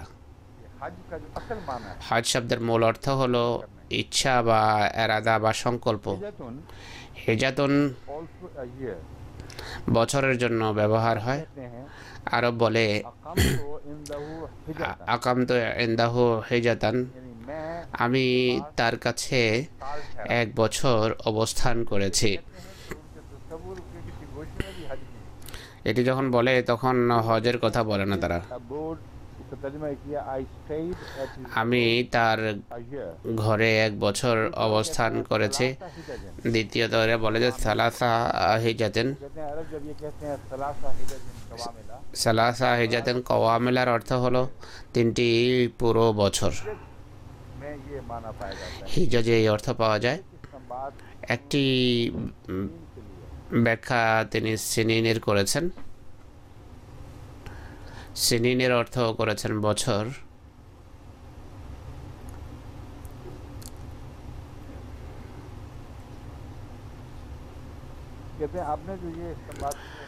ইনি বলেন যে আপনি ব্যাখ্যা করেছেন হযরত মূসা আলাইহিস সালাম সেখানে 8 বছর বা কিছু কাল বেশি 10 এবং 8-এর মধ্যবর্তী যে কাল দাঁড়ায় ততদিন সেখানে অবস্থান করেছেন। এটি সঠিক মনে হয় না। কোরআন সেখানে সিনিন শব্দ ব্যবহার করেছে, বেদা সিনিন বলেনি।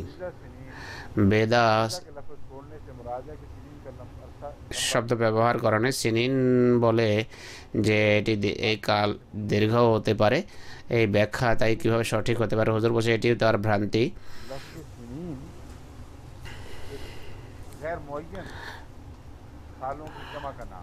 সিনিন শব্দ অনির্দিষ্ট কতক বছরের কথা, যেখানে নির্দিষ্টভাবে উল্লেখ আছে সেখানে বেদার তো দরকার নেই।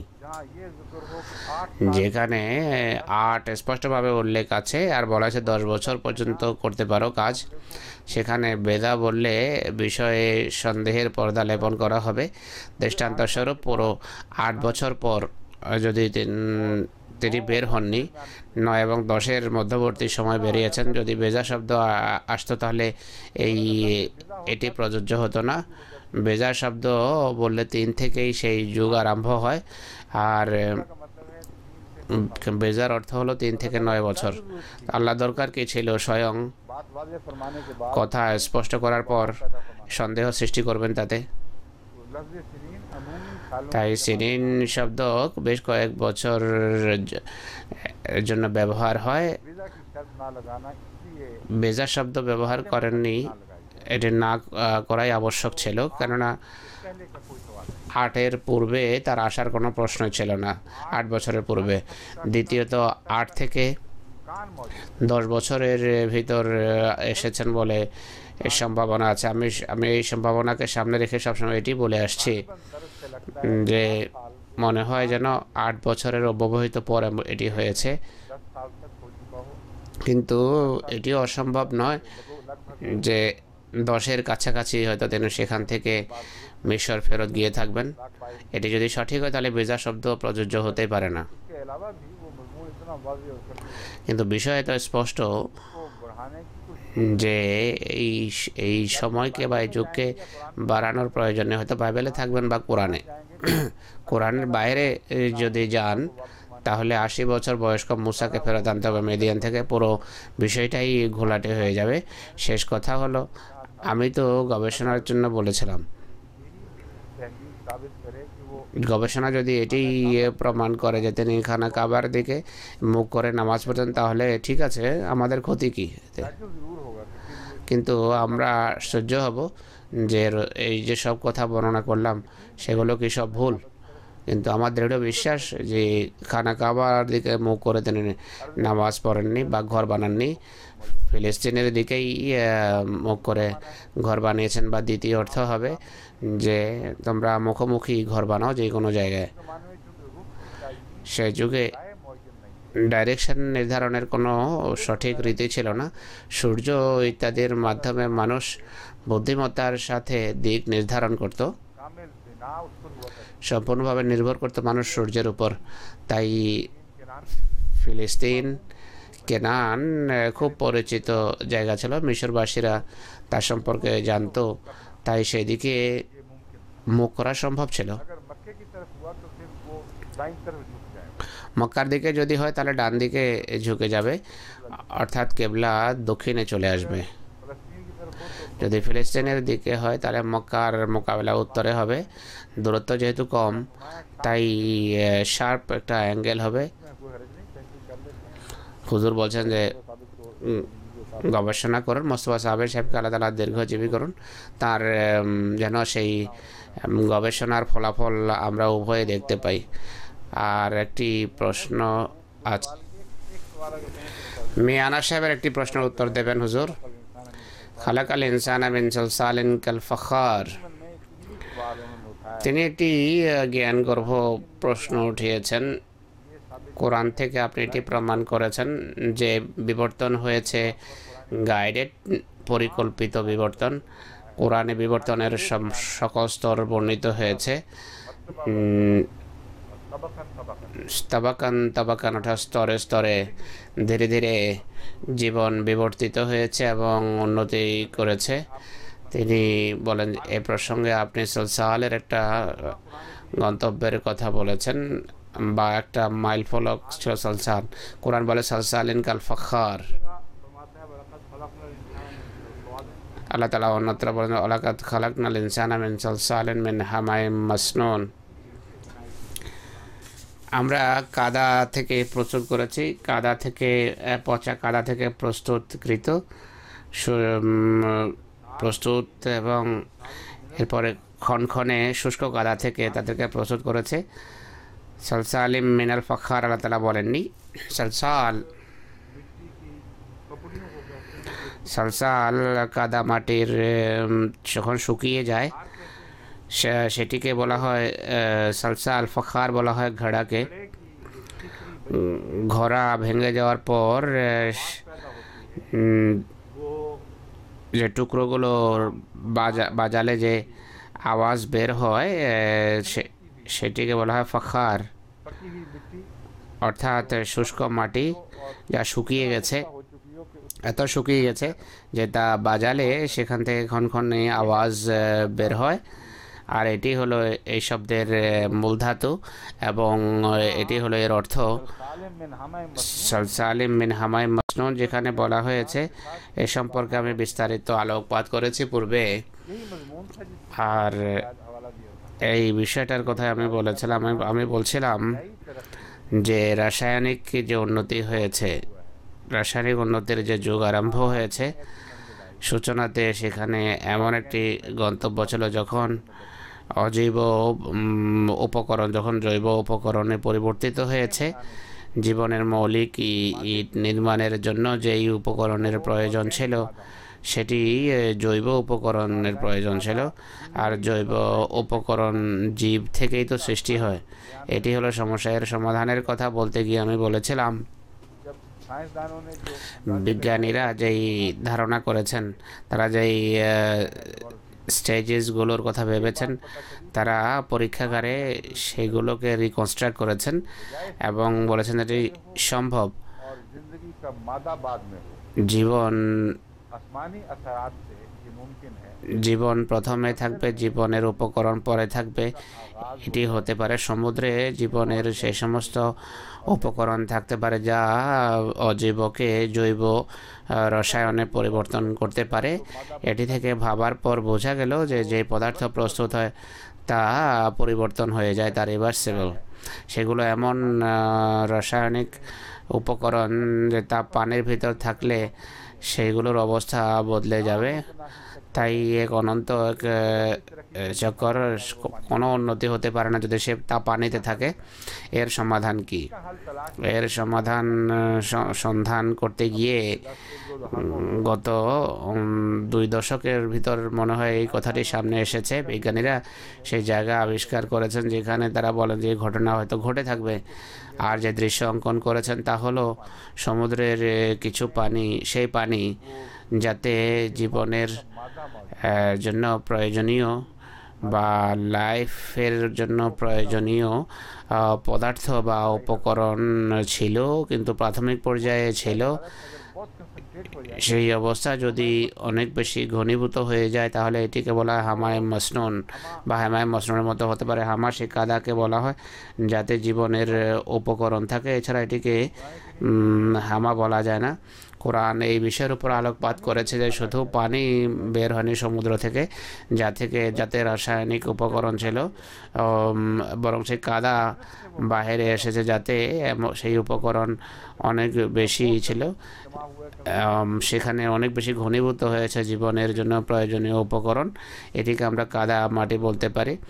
জীবনের উপকরণ তাতে ক্রমশ ঘনীভূত হতে থাকে। সেই পানি বাহিরে আমরা এমন এক স্থানে নিক্ষেপ করেছি, আল্লাহ বলছেন, যেখানে তা ক্ষণক্ষণে শুষ্ক কাদায় বদলে গেছে। বিজ্ঞানীরা বলে যে সেই যুগে সূর্যের আলো এত প্রখর ছিল যে মাটি রীতিমতো সেখানে সে মাটি সূর্যের তাপে শুকিয়ে যায় এবং এর উপর পাপড়ি দেখা দেয় স্তরে।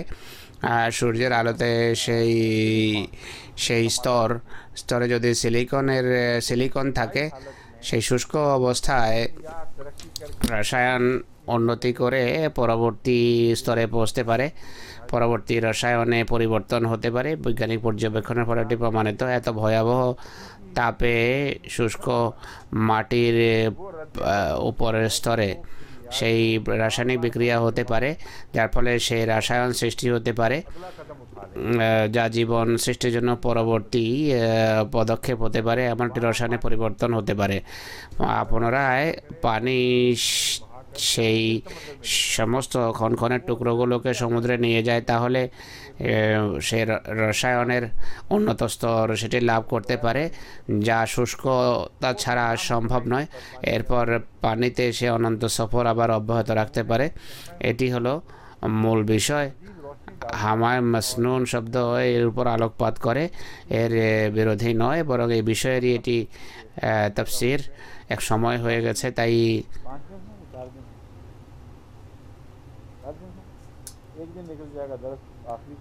4 দিন আছে আর দরস।